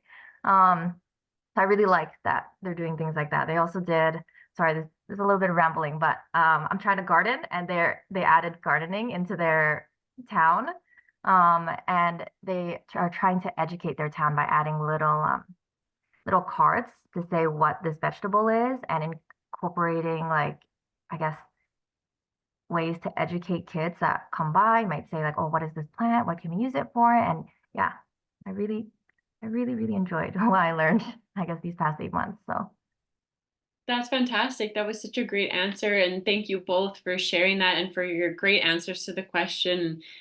Yeah, really giving us your perspectives and your learnings. I do believe there might be another question in the chat, but we are going to move on to the next presenter. But Danielle, Christina, feel free to respond to any questions that are in the chat there. Thank you both so much. Okay, we're going to move on to our next presentation. So our next presentation comes from Samia Ali, who is a physics and mathematics graduate from the University of Alberta. Samia contributes to environmental justice efforts in Alexis Nakota Sioux Nation as an art project assistant with the Wakami Science and Cultural Initiative. Her role involves addressing water security and climate adaptation, utilizing data analysis and programming skills gained from the initiative's training. So I am going to hand it over to you, and you can start your presentation. Thank you. Can everyone hear me? Yes, we can hear you. That's great. Thank you. Okay, that's good. Okay, good afternoon, everyone. So I'm really excited to share everything that I've learned and experienced with my art internship with the Wakami Science and Culture Initiative in Alexis Nakota Sioux Nation. Next slide. So this just shows the main topics that I'll be focusing on. And the main thing that I want to do in the beginning is just give you an overview of the community. Next slide. So ANSN, or Alexis Nakota Sioux Nation, is comprised of 4 separate tracts of reserve lands. So I'm focusing on 3 of them. The Alexis 133 is at the core of ANSN. And then I'm also looking at Alexis Whitecourt 232 and Alexis Cardinal River. Next slide. So water quality is a really big issue in ANSN right now. So there have been numerous algae-related advisories. And because of this, water from Lac Sainte Anne, which used to be the primary source of water for the community, is no longer safe. So the nation has basically been pushed to other water resources. Next slide. So Waterline was constructed in 2018, bringing water from the North Saskatchewan River, but there's still a high vulnerability for the community to the risk of water scarcity because of this higher than average household size, especially in the rural areas, and the fact that a significant portion still relies on trucked water. And actually the population growth has exceeded earlier projections. So there's a pressure on water supply right now. And this slide just shows you different boundaries and jurisdictions that are all involved in water governance. It's really complex, and sometimes different jurisdictions have different priorities. And what happens for many First Nations is that their inherent right to water on their traditional territory gets overshadowed. Next slide. So traditional territory for Alexis Nakota Sioux Nation spans this area that's highlighted here or outlined here. And these were the migration routes for the community's ancestors who passed down a very rich body of knowledge of the ecosystems in this region. Next slide. And this extract right here is from Treaty 6, and it asserts that First Nation people retain the right to hunt, to fish in their territory, even when that land is being shared for other purposes. Next slide. So the next one is consultation area. So other purposes can include forestry, mining activities, and these necessitate consultation processes. Next slide. Finally, reserve lands. So I already showed you this in the beginning, and these areas are central to my risk and vulnerability assessments that I carried out. Next slide. So while this First Nation is my focus, we know that the flow of water and the hydrologic cycle does not obey these political and legal boundaries that I just talked about, which means that I needed a broad spatial scope. Next slide. So the aim of my project was to focus on water balance, risks to the water balance within Treaty 6. And what I'm aiming to do is develop adaptation plans. Next slide. And we know that, we can skip this one. Next slide. We know that the hydrologic cycle has 2 important components, surface water and groundwater. And so this just shows you how much we're consuming from these supplies. Next slide. And then here on the left side, we can see that agriculture is the sector that is allocated and consumed the most for groundwater resources, for surface water resources, whereas with groundwater resources, it's mainly industrial, the industrial sector. Next slide. And then here I listed on the left-hand side, top 7 sources of water in the whole province. And you can see that 3 of these actually lie within Treaty 6. So we have Athabasca here, North Saskatchewan River. And on the right side, we can see in Treaty 6, we rely a lot on the North Saskatchewan River. Next slide.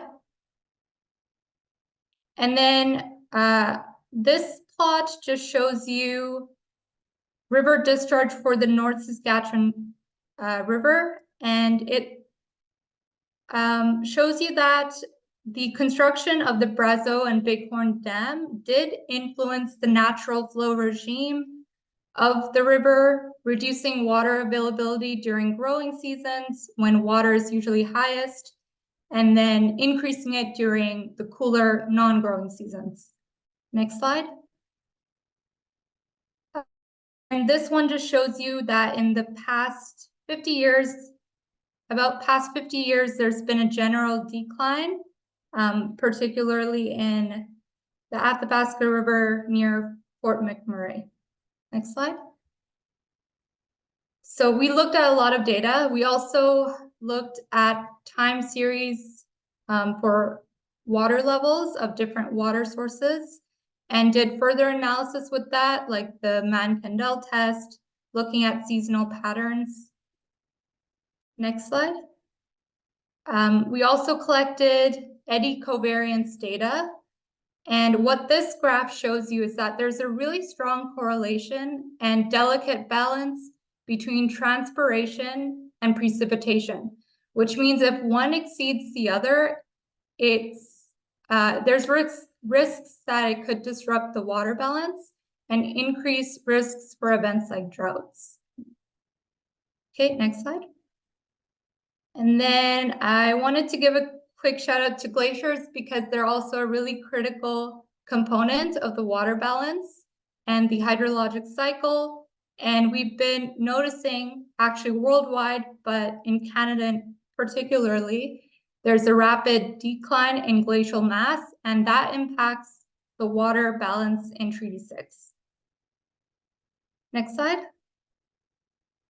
So this just highlights the consultation processes that I sort of mentioned earlier.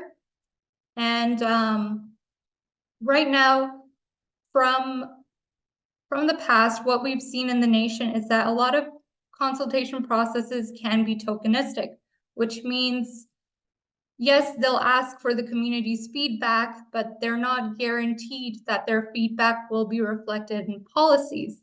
So we want Alexis Nakota Sioux Nation to move towards a higher degree of community control and sovereignty, more participation of the community. Next slide. So that's the ultimate goal. Obviously, there's lots of short-term plans and long-term goals. It's not only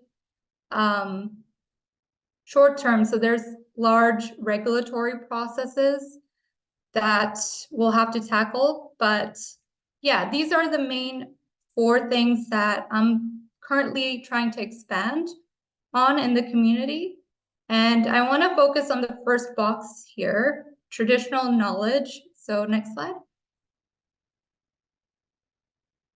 So from my work, I really saw that traditional Indigenous knowledge, Indigenous science very much enriches Western science, but we've usually seen that it's devalued. But I think it really provides social context to the things that we study in science. And things like water. Water is not just a resource. It's not just a molecule. It gives a very specific social meaning and historical context. Next slide. Yeah, so this is the team that I worked with and who supported me. I want to give a thank you to Dr. Huey for his mentorship and support. I'm really happy to be a part of the initiative. and a part of the nation now. Next slide. Yeah, Ishnish. So that means thank you.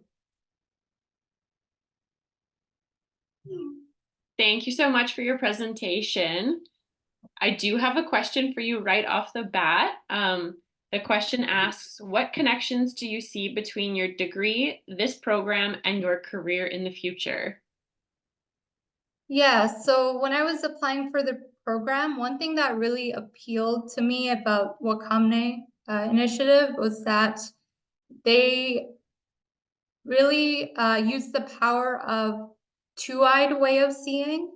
So again, using traditional indigenous knowledge and Western science, it really makes it stronger. Like when you have numerical data, and I love working with data, I've gained a lot of analytical skills from my degree, but then being able to collect stories from elders and like creating this whole story, it's really powerful. Great. Thank you so much for that answer and for your wonderful presentation. That was, yeah, just such an interesting perspective. And thank you for sharing all of your work that you did through the art project. Janelle is an outdoor enthusiast and is always looking to share her love of nature with others. Through her time in the art project, she has been working with the Edmonton Valley Zoo to better understand the relationships between climate change and biodiversity. This is an important step in advancing their contributions towards environmental protection for the benefit of species, including animals in their own care. The second half of her work has been focused on identifying opportunities to integrate climate adaptation into their current objectives to help set the future direction of climate action at the Edmonton Valley Zoo. Janelle, I am going to hand it over to you and you can start presenting. Thank you. Hello, everyone. It's been so inspiring to see all the passionate voices behind climate action visible in the art program. So like Shannon said, I've had the pleasure the last several months to work with the Edmonton Valley Zoo with Catherine Shire, looking to integrate climate change into their current conservation efforts by exploring biodiversity's role in supporting climate change adaptation goals. Next slide, please. So this presentation will briefly touch on the study area and the main objectives of my art project. This includes research to understand the linkages between climate and biodiversity, which feeds into the development and prioritization of climate adaptation efforts at the Valley Zoo for the benefit of biodiversity conservation. And these efforts can be defined as the protection and preservation of the environment and the variety of life in the world. Next slide, please. So for context, the Edmonton Valley Zoo is located in the heart of Edmonton's Green and Blue Network. Given its proximity to the North Saskatchewan River Valley, its boundaries are found in ecologically significant areas for wildlife.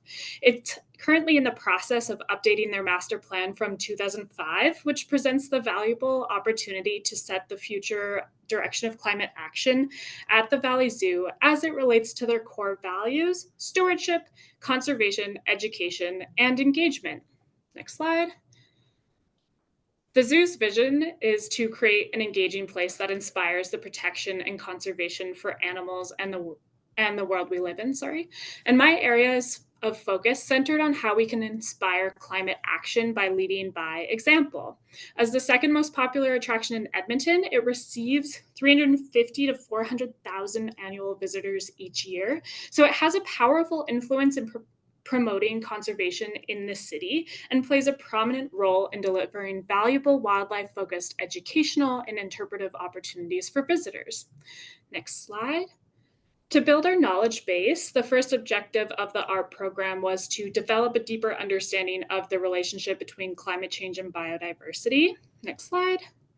And it goes beyond looking at how climate change drives biodiversity loss. Given the zoo's resources, we're not trying to solve everything. We really want to maximize our ability to contribute to climate change and biodiversity solutions at looking at the intersections of both. And this is where the Edmonton Valley Zoo's work as a conservation organization is focused, as it supports the world's biodiversity. Next slide. So the first report investigated how biodiversity supports ecosystem functions using real-world case studies. And it did this by looking at the interactions between species and their influence on the environment. We learned that maintaining ecosystem functioning is essential in the ability of human and natural communities to withstand the impacts of climate change, and that biodiversity and key species is vital in supporting these functions, which are essential for humans and wildlife for things like capturing essential resources, water and nutrient cycling, photosynthesis, among others. The final section focused on how conservation efforts can really motivate climate action. The Edmonton Valley Zoo is an Arctic Ambassador Center and partners with Polar Bears International. They focus on polar bear protection to educate the public on the threats of climate change to species. Next slide.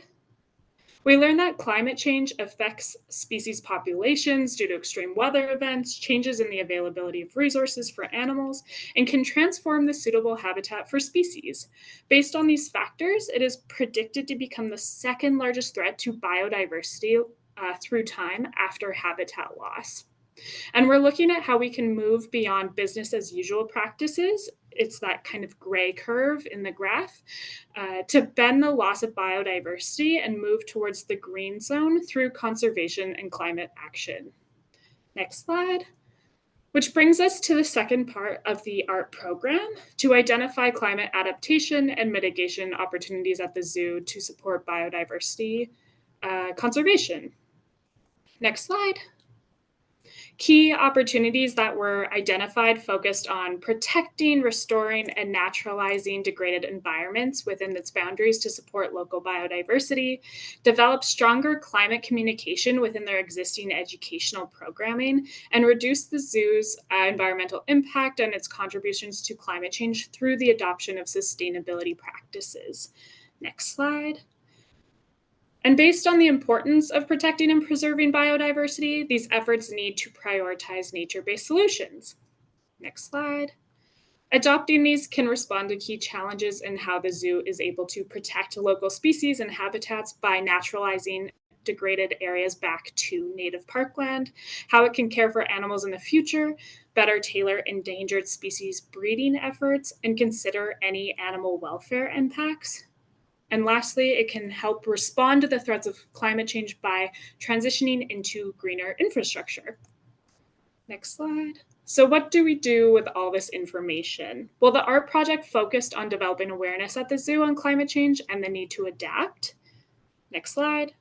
And to do this, to build awareness on the need to act, I'm conducting wrap-up workshops to share the information from the ART project to the leaders at the zoo and other staff.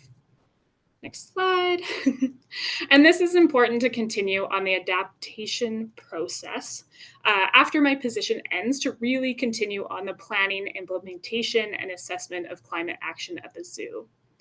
Next slide, which is why these workshops are also asking the Edmonton Valley Zoo staff and leadership to engage in these sessions by identifying the efforts that are most realistic towards their current objectives, and to be able to continue on the long-term planning process of climate action. Next slide. So that's what I've been up to for the past several months. I just want to thank, again, the ART program for the opportunity to engage deeply with climate change and climate solutions, and to acknowledge the continued support from the passionate members of the Edmonton Valley Zoo, the University of Alberta, and the Government of Alberta, and from viewers like you. Thank you. Thank you so much for your presentation and for sharing all of the work that you've been doing over the past few months. I know I have quite a few questions for you. I think that was a really interesting project, but I'm going to check the chat and see. It looks like there is one question coming in for you right now. The question says, thanks, Janelle. Based on your education experience with your art placement, what advice would you give someone who is considering work in this field? Ooh, that's a great question. I think more recently, I've always been focused on the research aspect of climate action and responding to that knowledge to action gap. But I think I would give a more personal answer. Climate change can be a really difficult and hard topic to unpack, and it's full of things like eco-grief. And I think the framing of how we talk about climate change is so important. And it's something that I've been learning through this experience, and really shifting those attitudes towards looking at that solution driven attitude and the ways that we can really focus on environmental protection. That's been really helpful for me. Thank you for that answer. That was wonderful. And that was really, really appreciate the personal and meaningful answer to that question. We do have one more quick question. The question is, well, they say, great presentation, Janelle. Do you know what metrics are being used to measure or quantify biodiversity?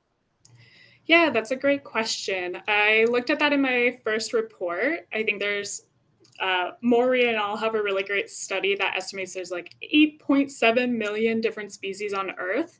And typically what we look at is abundance. So we just kind of estimate the number of species in a different ecosystem to understand how we look at biodiversity. But there's different approaches, kind of like everything. Wonderful. Thank you so much for your responses to our questions. And thank you so much for such a great presentation and sharing your experience through the art program. Thank you so much. Okay, we are going to go on to our next presentation. So our next presenter is Shakar Ray, and he is a second-year MGIS student at University of Calgary, currently working at EPCOR as an art project assistant for the project Green Infrastructure Options to Improve Watershed Health through Restoration of Ecosystem Services, Climate Resilience, Biodiversity, and Stormwater Management. So I will hand it over to you. I'm just going to make your slides a little bigger there. Hello everyone. I am Sikar and I've been working as an art project assistant with the land strategies team at EPCOR. First of all, I'd like to thank Alberta Environment and Protected Areas and the University of Alberta Sustainability Council and EPCOR Water Service. EPCOR is a major provider of utility service in Edmonton, and it has been actively working on climate resiliency and adaptation to address the challenges posed by climate change. I was involved in a project about green infrastructure options to improve watershed health, climate resiliency, hydrological process, biodiversity, stormwater management, and habitat. And the goal of the project is to deal with the challenges caused by climate change and urban growth on the health of urban creeks, stormwater management, urban heat island effect in the city of Edmonton by promoting green infrastructures. And I was mostly involved in the GIS part of the project. As a project assistant, I performed land cover assessment of the city of Edmonton and analyzed the land cover data on various levels from urban creek to city lot level, and also estimated the potential runoff area, assessed the ecological habitat quality of different urban creeks, and assessed the urban heat island effect in the city of Edmonton, and future climate projection and urban adaptation strategies. And the map shows, you can see there are 7 urban creeks in city of Edmonton and 5 stormwater outfall, and most of our study were focused on inside these areas. Next slide, please. These are some results from the project. Edmonton land cover extends around 783 square kilometer, and out of that 47% is covered by grass, 6% by gravel, 30% by pavement, 13% by structure, and 4% covered by water bodies. And overall 43% of area is impervious, and potential runoff area at different land use zones were also estimated. And for instance, from the bar graph, we can see in case of residential zone, potential runoff area is 65%, suggesting that majority of residential area is likely to contribute to the stormwater runoff. And next slide, please. Stormwater runoff treating system can be designed to meet the runoff reduction goal through the installation of green infrastructure at the city level, and owners can earn the credits by installing green infrastructure on their properties to reduce the stormwater runoff. And the flow charts outlines the general process of managing runoff using green infrastructure, and incentive in this process can serve as a reward mechanism for the improvement of sustainable land management practice. And parameters such as natural forest cover, the number of city maintained trees, and the grass cover ratio were used to assess the ecological habitat quality index of different urban watersheds. Next slide, please. And I also conducted urban heat island analysis based on the Landsat 8 satellite imagery data for the summer months, and we can observe significant change in the surface temperature over 10-year period in Edmonton, and the intensity appears to have increased with more red spots, indicating those parts of the city have become more affected by urban heat island effect. And further analysis revealed urban structure led the most considerable increase in temperature, followed by pavement and gravel cover. Next slide, please. And the various climate model consistently projects a rise in average annual temperature for Edmonton. Estimates suggest the increase of 2 to 4 degrees Celsius by 2050, and the future precipitation pattern in Edmonton indicates increased precipitation during the winter months, but reduced precipitation during the summer growing season and higher evapotranspiration rate, leading to the drier condition. Next slide, please. And adaptation strategies can be increasing and maintaining the urban forestry, promoting the development of green roofs and permeable surface. Water recycle reuse can capture and reuse the stormwater, and promotion of the use of native and adapted plant species which require less water and are more resilient to local climate extremes, and the preserving existing natural areas to maintain their ecological functions, and the collaboration with the academic institutions and industry to create more innovative solutions. Next slide, please. And final thoughts. During my time at EPCOR, I gained valuable experience and grew my understanding of climate change adaptation, and it also helped me to enhance my GIS skill and showed me how these tools can be effectively used in climate adaptation studies. And this finding of the project can help Edmonton in its goal of resilient future in the face of climate change. Next slide, please. Thank you. Thank you so much for your presentation. That was fantastic. Thank you for sharing your experience during the art program. I do have a question for you right off the bat from the chat. The comment says, interesting presentation. I thought it was neat that you're doing a degree in GIS and you could apply that directly to this project. How did your learnings in this placement overlap with or differ from your degree program? Yeah, I'm studying like a master in geographical information system, and most of the work I did during here in EPCOR is like about analyzing the geospatial data and all of the geospatial data available from the city of Edmonton and EPCOR. So it was like easy for me to use my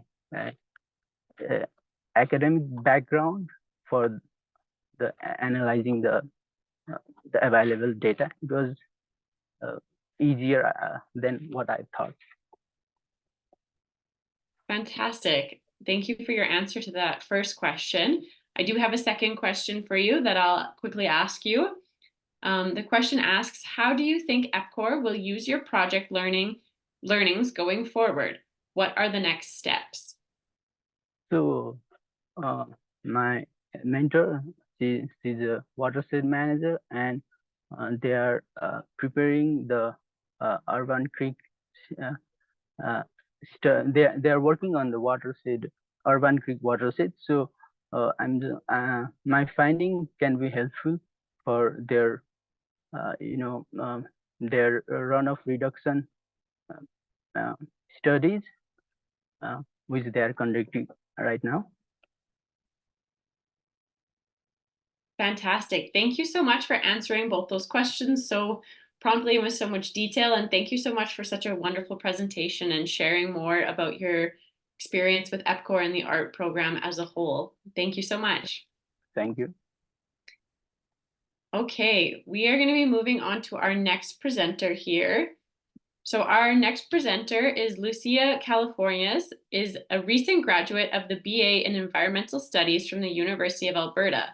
She has been working with the International Festival of Winter Cinema on the adaptation of winter festivals in a warmer climate. Through this position, she has both worked on the administration of the festival and its sustainability initiatives. This project has been especially interesting as IFWC's centerpiece is their snow screen, which has been threatened due to a lack of snowfall in the winter of 2024. I'm going to hand it over to you and you can begin your presentation. Hi everyone, can you hear me okay? Yes, we can, thank you. Okay, perfect. I'm Lucia. I've been working with the International Festival of Winter Cinema for the last 8 months to create a report on climate adaptation and resilience in winter festivals. Next slide, please. So IFWC is the world's premier free outdoor winter film festival. They began in 2018. They celebrate local and international films of winter, mountain, and polar themes. They especially encourage Indigenous voices, immigrants, people of color to submit their films, and they also really highlight films about climate change. As mentioned earlier, what you can see on this slide is their giant snow screen. With changing temperatures, it's sort of a risk. It can either melt or it can be too cold for people to show up to the festival. It lasts 10 days and they work in partnership with Silverskate. They do have a current climate change policy, which practically encompasses that they want to stay resilient and relevant throughout changing climates. They recognize their huge platform. They had over 2,500 attendees in their 2024 rendition of the festival. And they also want to ensure that future generations have access to the entertainment, leisure, and recreation activities that are provided in our city. Next slide, please. The goal of this report has been to mainly understand the current state of the society, to understand what other festivals are doing that are also winter festivals, whether they are local, national, or international, and to see what strategies can be implemented into IFWC for future years. I began with qualitative research. I did some interviews of the team. 80% of the members rated their environmental consciousness out of 4 out of 5.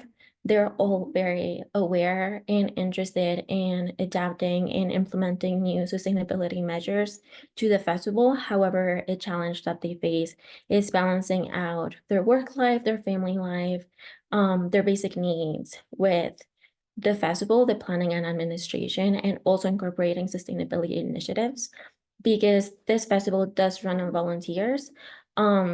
So for them to balance everything out and add a level of sustainability can be quite challenging. Next slide, please. The 2 key studies that I looked at are the Quebec Winter Carnival and the Sapporo Snow Festival in Japan. The Quebec Winter Festival has very grassroots initiatives of sustainability and adaptation. They, for example, have a green squad where they raise awareness of environmental issues. They really focus on collaboration and partnership with outside organizations, companies, to really bring in the most education that they can and the most sustainably conscious measures that they can. They also offset their greenhouse gases through educational carbon credits. On the other hand, the Sapporo Snow Festival, even though they use more snow, their sustainability initiatives have really trickled down from the city's objective to reduce greenhouse emissions by 55% by 2030. They don't have any specifically initiatives that come from the festival, except for the recycling of their snow. So what you can see on screen is one of their snow sculptures, which is giant. And after the festival, every piece of snow that they've used, they try to recycle it and they spread it around the city so that when the weather is warm again, that water can be used for rivers, plants, and parks. Next slide, please. Something that's been really interested about this project is that even though IFWC is not a direct project to target adaptation in our city, they can really use their platform to spread awareness and education about environmental issues and the changing climate. As I mentioned, they do have quite a lot of attendees during the festival. And for example, this year they incorporated some interviews with filmmakers where the filmmakers would share how they thought it was relevant to incorporate winter and climate change into their version of their artistic works. For example, a film Losing Blue by Leanne Allison. They filmed in Alberta and they discussed the loss of the color blue in the Alberta lakes due to the loss of glaciers. So this film especially brought awareness to what we're really missing out and losing with the changing temperatures and by not addressing what needs to be addressed in our environment. Next slide, please. The recommendations that I've incorporated are to really change the core documents to more collaboration and partnership with outside organizations and companies. So not only to have a climate adaptation policy, but to incorporate that policy into the core documents of the festival, to also collaborate with climate experts to provide the attendees of the festival with daytime programming on educational content. This serves for both the festival to have an increased audience and a diverse audience, and also raise awareness in our city and what can be done. They also have the programming is divided onto themes. So one of the suggestions was to set 1 or 2 days of programming into the days of the festivals in which they can focus on environmental works and artistic interest of those filmmakers that work with nature very closely. The next suggestion is to collaborate with local artists, filmmakers, and activists to either sell, entertain, or present some of their work at the festival throughout the 10 days or during one of the days that we have dedicated programming. And this will also impulse the local economy by supporting these artists and their sustainably made work. The next is partnerships. So these can be done with waste reduction companies, organizations, textile reduction waste companies, or environmental organizations to bring more awareness onto these events where people can both enjoy and learn a bit more about the environment in a winter setting. And lastly, for the adaptation of the festival, I've suggested to have emergency planning for future years. As I mentioned, the snow screen is sort of a risk during warmer climate. If it's too warm, it'll start to melt and the images on the screen will be kind of warped and it may not last for the 10 days of the programming. So to partner with Silverskate or VAWA to rent out a backup screen would really benefit. It might be costly, but if the festival is to stay relevant and consistent every year, that backup plan must be involved into the festival. For really cold weather, like one year they had -30 temperatures, obviously people are less likely to attend. So I've also suggested that they have a larger heated tent where programming can continue if it is too cold for people to be outside. Next slide, please. There are, of course, limitations to all these suggestions. One of them is the limited impact on carbon footprint. As I said, the festival lasts for only 10 days. So they don't really have a lot of pollution coming from the festival itself. So changes might not be majorly significant, but they can use their platform to spread awareness. The next one is resource constraints. They may face limitations in terms of budget capacity. As I mentioned again, they do run on volunteers, so some of the suggestions might require extra volunteers, with the festival might not be able to guarantee every year. They may also face some challenges in diversifying their revenue. They do work based on grants, funding, and sponsorships, which can fluctuate from year to year. They can also find a challenge in balancing sponsorships and partnerships. It is very important that whatever organization they partner up with to bring environmental education, that it is a mutually beneficial relation. Next, we have the importance of maintaining the essence of IFWC. At the end of the day, it is a film festival, and although it is important to incorporate the sustainability initiatives, they also must remain true to what the festival is truly about. And overall, they must just learn to balance out the adaptation, resilience, and success of the festival. Make sure that all these initiatives, while being successful in the future, can also stay economically viable. Next slide, please.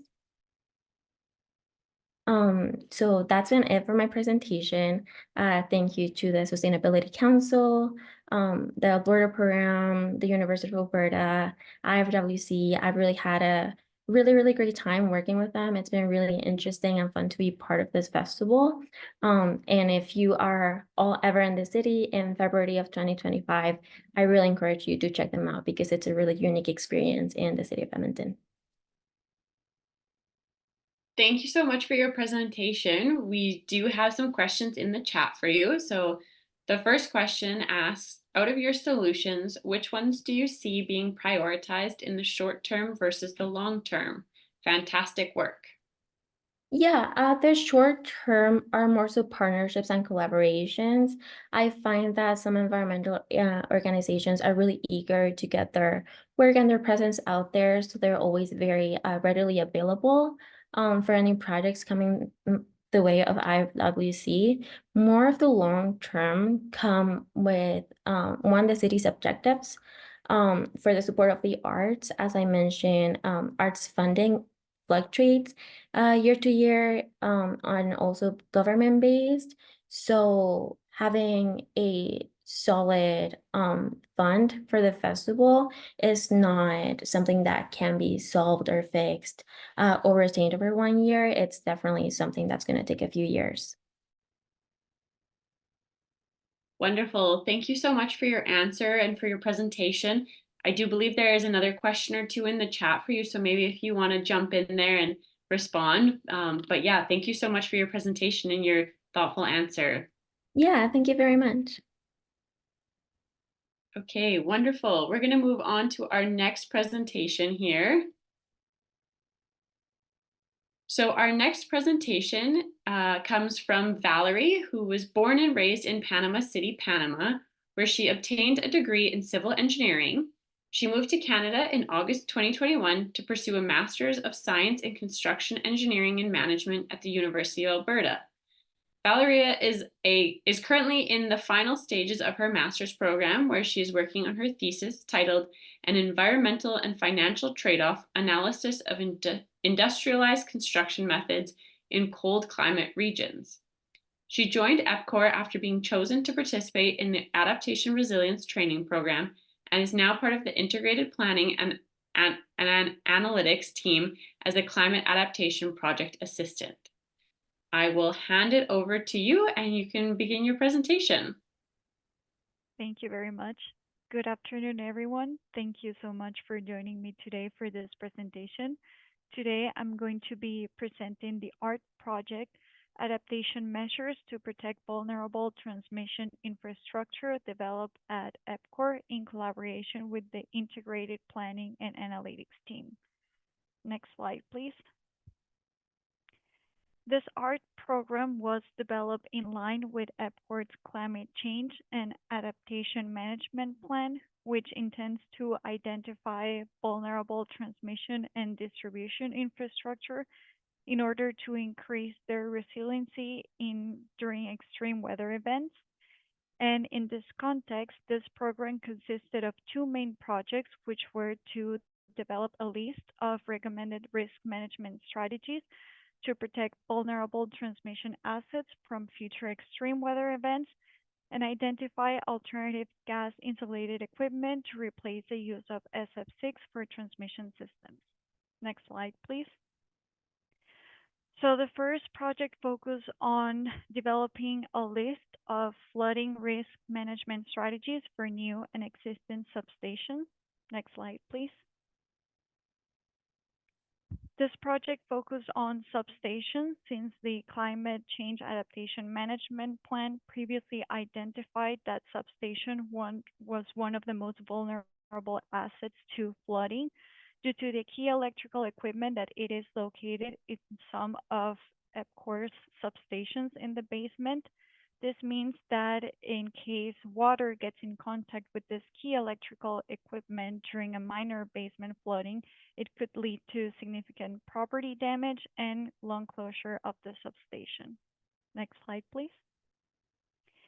In this context, the EPCOR's Integrated Planning and Analytics team, in collaboration with the ART project assistant, developed a list of recommended risk management strategies to reduce damages caused by floods in substations. These strategies were based on information that was already available in EPCOR's database to protect vulnerable infrastructure from floods. And a 1 in a 500-year flood recurrence interval was recommended in order to align with EPCOR Water Services and Alberta infrastructure guidelines. Next slide. So as we can see in this slide, there are risk management strategies for both new and existing substations.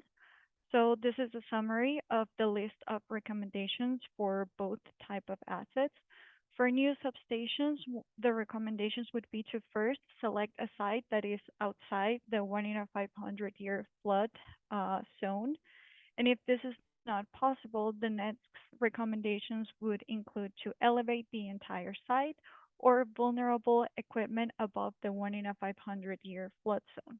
If it is not possible to relocate this equipment, the next recommendation would be to flood-proof this equipment by incorporating permanent or temporary flood barriers. And other recommendations include considering the basement risk during the substation design in order to avoid allocating key electrical equipment in this part of the substation, as well as ensuring that the drainage systems are capable of conveying periods of heavy rainfall and floods without causing property damage. For existing substations, similar strategies apply. However, there were some other recommendations that were considered specifically for substations located in higher risk flood areas. And these include installing permanent or temporary flood walls around the perimeter of the substation, as well as installing monitoring and alarm systems to detect rising water levels in these assets. Next slide, please. The second project focused on doing a preliminary investigation on alternative gas insulated technologies to replace the use of SF6 for transmission equipment. Next slide. SF6, or sulfur hexafluoride, is a synthetic gas that it is used as an arc extinguishing and insulating medium for high voltage and medium voltage gas insulated equipment. Despite its wide use in the industry, SF6 has been identified as a potent greenhouse gas with a global warming potential 23,500 times greater than that of carbon dioxide. and this gas can remain in the atmosphere for up to 3,200 years after its first release. Considering this information, many regions across the world are encouraging the implementation of SF6 emission caps or are recommending the phasing out of SF6 gas insulated equipment in order to encourage the development of new technologies that have a lower environmental impact. Next slide, please. So in this project, we identified two different alternatives to SF6 gas insulated equipment that is available in the market. The first one is fluorinated gas mixture gas insulated equipment, which consists of a proprietary gas consisting of small quantities of fluorinated gases combined with oxygen and carbon dioxide to reach similar insulating and arc extinguishing properties as SF6 with 1 to 2% of the global warming potential of this gas. The second alternative is clean air technology, also known as dry air, and it uses a mixture of 80% nitrogen and 20% oxygen, as well as vacuum interrupting technology to reach similar performance to SF6 while remaining free of greenhouse gases. Next slide.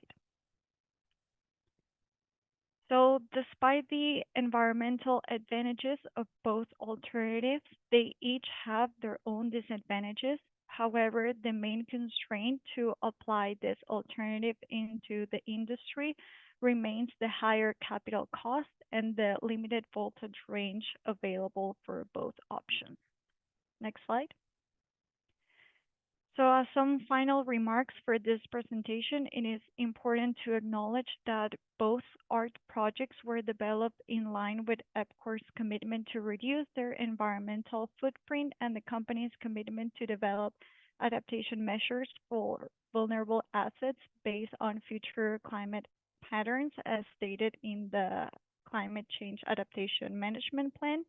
And EPCOR will continue to explore the feasibility of implementing these strategies in the future. I also want to take this opportunity to thank the integrated planning and analytics team, as well as the management team for their continued support throughout this project. Thank you very much. Thank you so much for your wonderful presentation. Yeah, thank you so much. That was fantastic.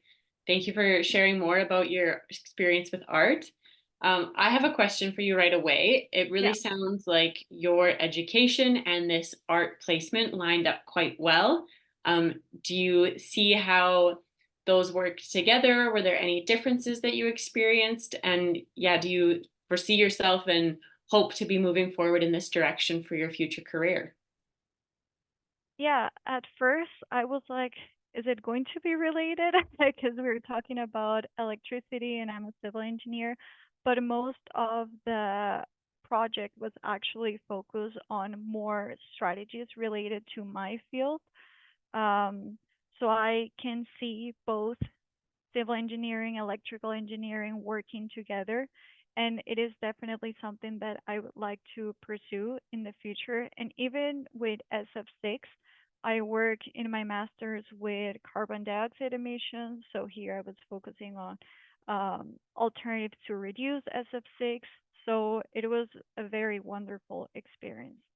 Yeah, for sure. Fantastic. Thank you so much. I think there might be another question fairly related to the one I've asked you in the chat. So feel free to throw a response in there as well. And thank you so much for your presentation and for sharing your experience with EPCOR and the art program. That was fantastic. Thank you very much.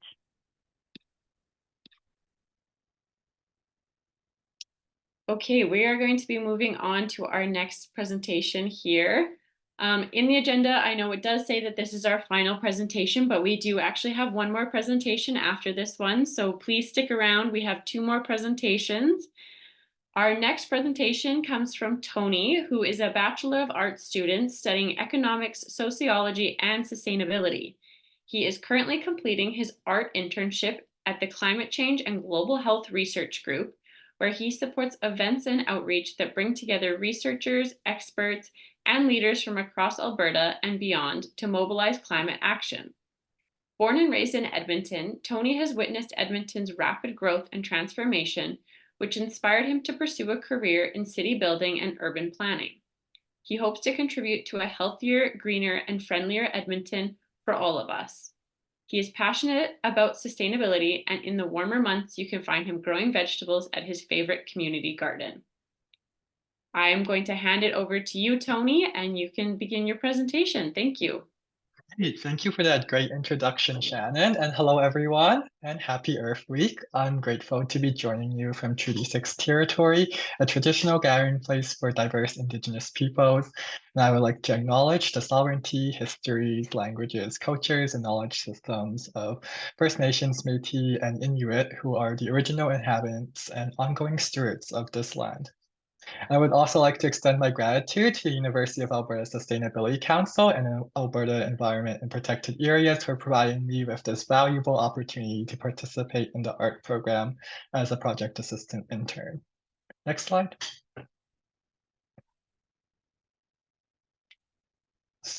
So I completed my internship at the Climate Change and Global Health Research Group, which is led by Dr. Shirley Harper in the University of Alberta School of Public Health. And basically what we do is we work with many partners from across Alberta and around the world to develop an evidence base for policies and actions to address the health consequences of climate change. So over the last few years, we've already been having to deal with many of these health consequences. The health of many Albertans like myself has been put at risk due to the increasing wildfire smoke and heat waves over the past few summers.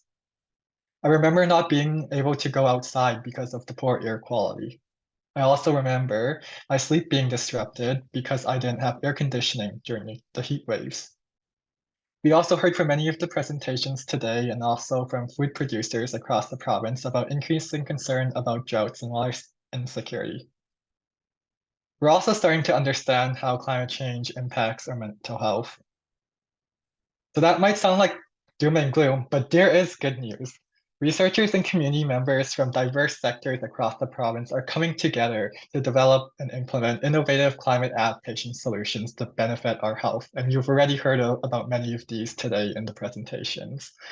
So what my internship centers around is building an Alberta Climate Change and Health Hub to foster collaboration between all of these people from all of these different sectors.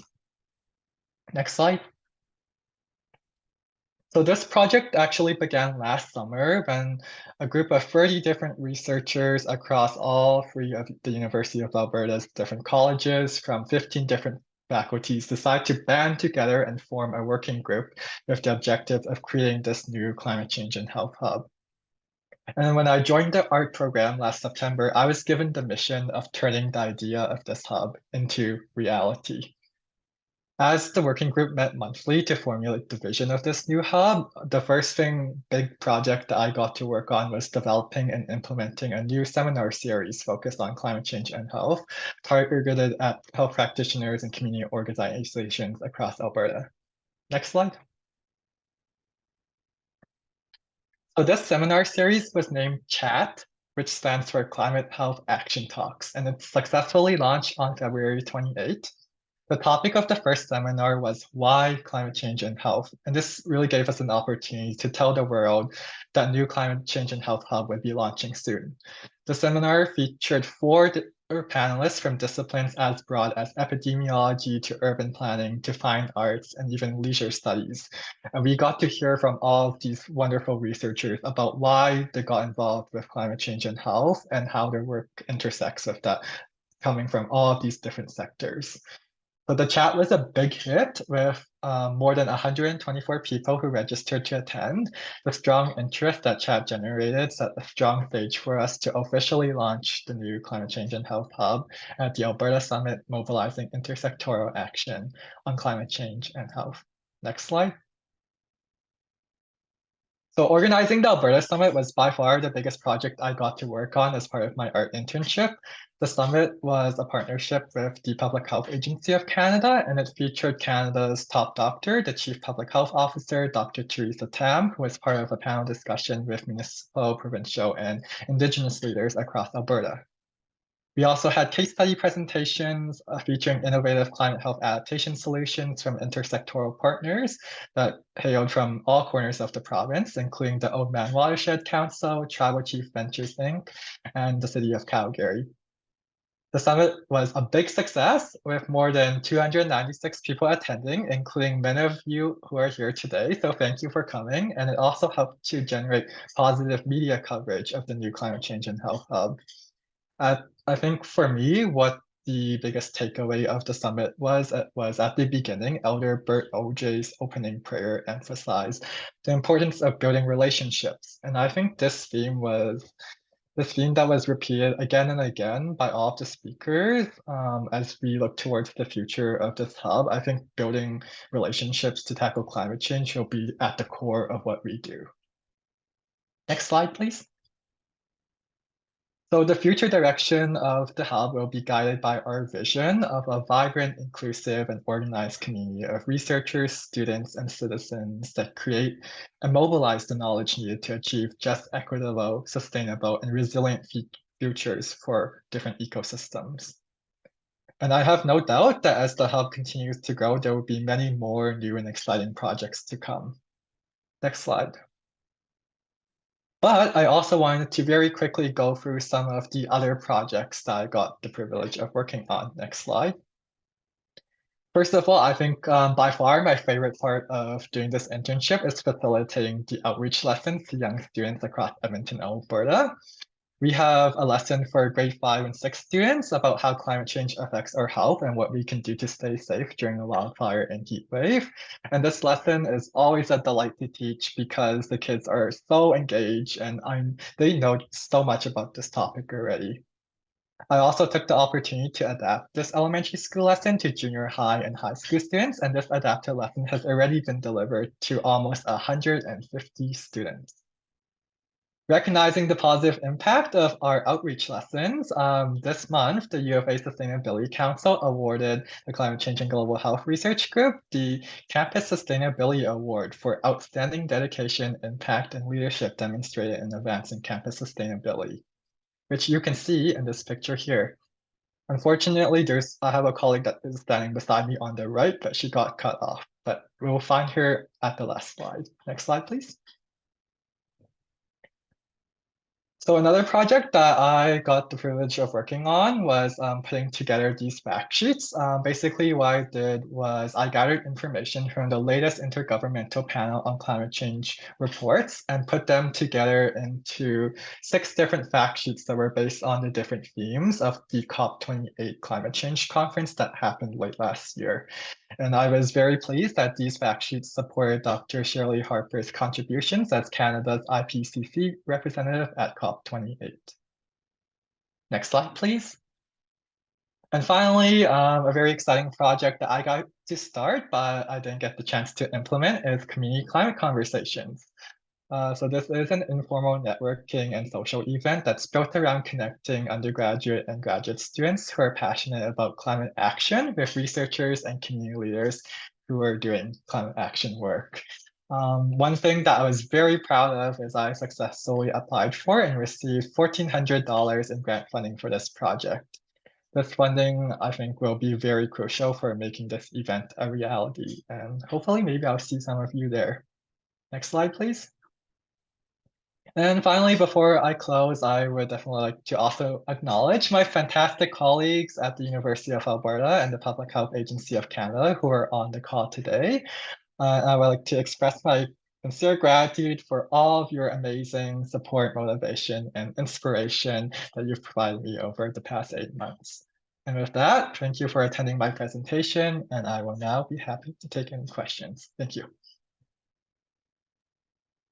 Thank you so much, Tony, for such a wonderful presentation and sharing your experience with the art program. There are quite a few comments in the chat, so I would urge you to go and look at those. A lot about how well the summit was run, and a lot of praise on your work with the summit. There is Thank also, you. Yeah, you should definitely take a chance to read through those. There's also a question in here about the fact sheets that you had mentioned and an interest in seeing those fact sheets if it is possible. Yeah, there was a plan to perhaps maybe publish these fact sheets. However, the way I made these fact sheets were a bit more technical, but I think one thing that I could do in the future, or my colleagues could do, is to take that information and put it into an infographic. So right now, these fact sheets are 2 pages long. And while that might not seem like much, the way that the IPCC puts together their climate change reports, they have a lot of technical information and jargon. I tried to break a lot of that down, but even then, there's a lot of information there that might not be accessible to a general audience. And one thing that I would really like to do in the future is to decondense that and put it into a fact sheet that everyone understands. And I think that's really important because there's research that shows that health is actually one of the most powerful communication frames when inspiring people to take climate action. So compared to framing climate change as an economic issue or an environmental issue or even a national security issue, when you tell people that climate change affects your health, that motivates them to care about the issue because we all care about our health. And if we learn that climate change is affecting our health, we're going to care about it too. Thank you so much, Tony. That was such a wonderful and thoughtful response. And I think there is a lot of interest in those fact sheets. So you might have to distribute those if you are able to follow through and figure out a way to make them into an infographic. But I'm sure we will all keep our radar up for those and any other outcomes from your project. So thank Yeah, you. for sure. I'm also going to put my email into the chat. So if anybody's also interested in joining the Climate Change and Health Hub, please also reach out to me. And I think everyone here are great candidates to join. Fantastic. Thank you, Tony. Well, we will leave you to, share your email in the chat. And yeah, if anybody is interested in learning more, please do feel free to reach out to Tony. Thank you so much for your presentation, Tony. Okay, we are going to move on to our last presentation of the day. So our next presentation comes from Maria Albuquerque, who is a Brazilian biologist and educator with an MA in education from SFU. She was once a visitor biology student at U of A in 2014. She is now back as a PA for the art program hosted by the Old Man Watershed Council in Lethbridge. Maria is working on a project that will help OWC revamp its climate adaptation plan. She is conducting research to maximize the usefulness of a new state of the watershed of the Old Man River Basin that will help the OWC recommend management actions towards climate adaptation in southern Alberta. So I will pass that along to you to begin your presentation. Yeah, hi everyone. Can you hear me? Yes, we can hear you. Oh, yeah. Perfect. Thank you, Shannon, for the introduction, and thanks everybody to be here today. I know it's been a long afternoon, but I'm the last one, so I'll be as quick as I can. And I'm feeling very pressured after so many good presentations today. So yeah, my name is Maria. I'm speaking from the Treaty 7 territory, the land of Blackfoot communities. And the name of my project is the State of the Watershed Exploration, an important tool in climate adaptation. My mentor is Shannon Frank, who is Executive Director of the Old Man Watershed Council. Next slide, please. Okay, so just as a refresh, watershed is a landscape unit where all the water drains to a common place. A healthy watershed provides many ecosystem services like air purification, improved water quality, create habitats for fauna and flora, cycling of nutrients, to name a few. That brings ecological, economic, and many healthy physical benefits. No matter where you are in a watershed, and I am in the Old Man Watershed, a large and diverse land in the southern Alberta, as you can see right there on the map, and a bit in Montana as well. My research was hosted by the Old Man Watershed Council, which I'm going to be abbreviating to OWC. OWC is a nonprofit organization and one of the 11 watershed planning and water and advisory councils in Alberta, what we call the WPEC. And next slide, please. And as a WPAC, one of its mandates is to produce a state of the watershed assessment. And a state of the watershed, it's basically like a medical screening for human health, identifies potential problems and issues that require further investigation. So it's a process that characterizes watershed current condition by evaluating how well a watershed is working. And to know how well it's working, we use indicators. The Old Man Watershed Council produced one State of the Watershed report in 2010. And those are the indicators that were used in that report. Some of them, it's a big umbrella. And despite having great information, this was done 14 years ago, and it hasn't been much used since. So now it's time to create a new state of the watershed assessment, but this time with a stronger focus on climate adaptation. So next slide, please. So the project goal is to help OWC create a new and practical state of the watershed that can recommend management actions toward climate adaptation, not only for the OWC, but also for the different sectors in the watershed. Next slide. So to do this project, to produce a practical and maximize the usefulness of the assessment, we started a exploratory research to understand the state of the watershed assessment usage and get insights and recommendations from other WPACs and other groups who also work with environmental data and policies. And this is how we collect our data through environmental assessment analysis and interviews. And next slide. So the interview generated significant qualitative data, and I'm still analyzing the second round of interviews.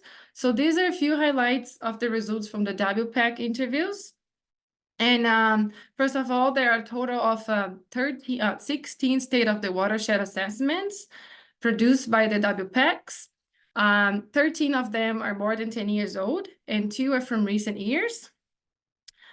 Those state of the watershed assessments are a unique compilation of information about the watershed. There's no other organization that does such a work involving the watershed.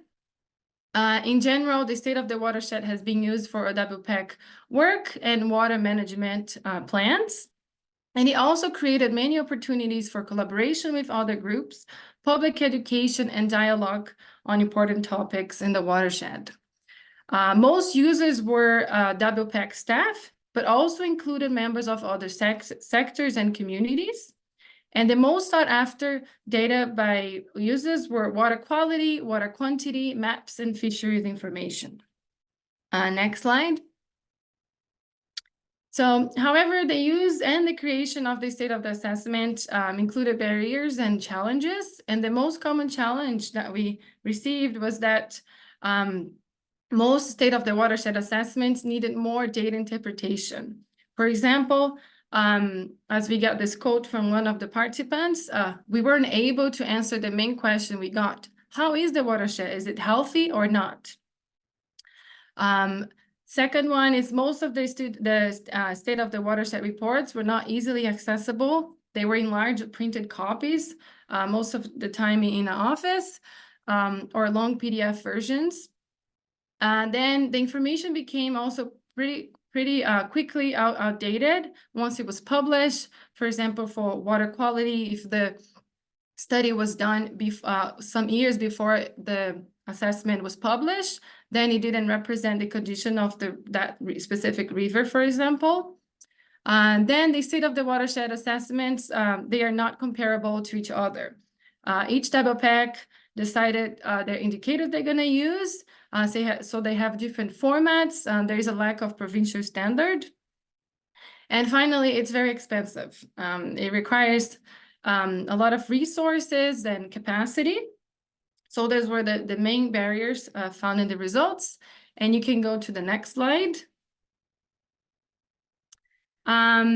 And while this research project is still in progress, the first phase of this research generated significant insights and recommendations for a new state of the watershed assessment, including promoting an standardization or a common template with similar indicators and formats so they can be compared and bring more credibility to the WPAC, have a stronger focus on climate change, including areas of most risk, creating data that can be compared with future assessments and be able to answer the question, did it get better?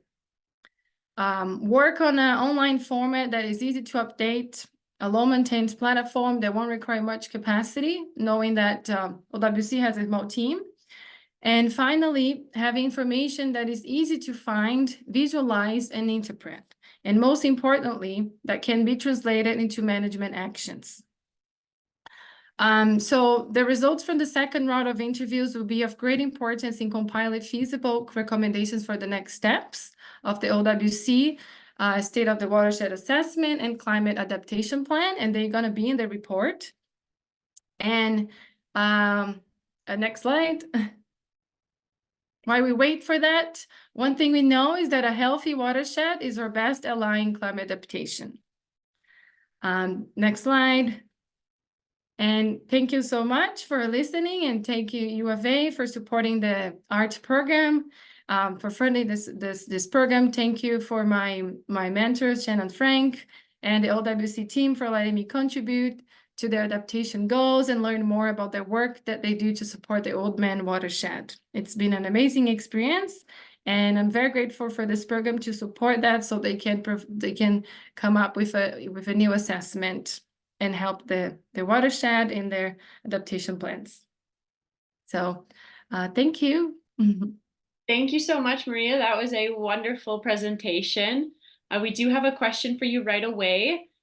So the comment comes from Shayla. She says, such great work, Maria. Really excited to see how the state of watershed reports changes. Oh, I've lost it. Change in the future. Would be really great to see a format that is more compatible or comparable across watersheds. So I guess more of a comment than a question for you. Yeah, no, that would be great. That's one of the things that we can see. If you want to compare, you can do it on your computer if you're curious and you want to check the Athabasca watershed assessment with the Old Man watershed. They don't really talk to each other. Of course, there's different context. Every watershed is different and unique in their own way. But it would be great to have a way to check the studies and the indicators and see what watershed needs more attention, right? Yeah. Absolutely. Thank you. That was a great response. And we do have maybe one more quick question for you. So Tony asks, I'm curious to know if the increasing focus on climate change in the state of the watershed assessment has been well received by the community. Yeah, that's a really good question. Climate change can be the word climate change can be a very a tricky word depending on where you are, and especially I think in Southern Alberta. But so far from our interviews, it's been well received. From the interviews we've done with most of them are people that work with environmental data, so they know the importance of that information, and so it's been well received so far. But we will know more about other people in the community, right? If and hopefully they will receive it well.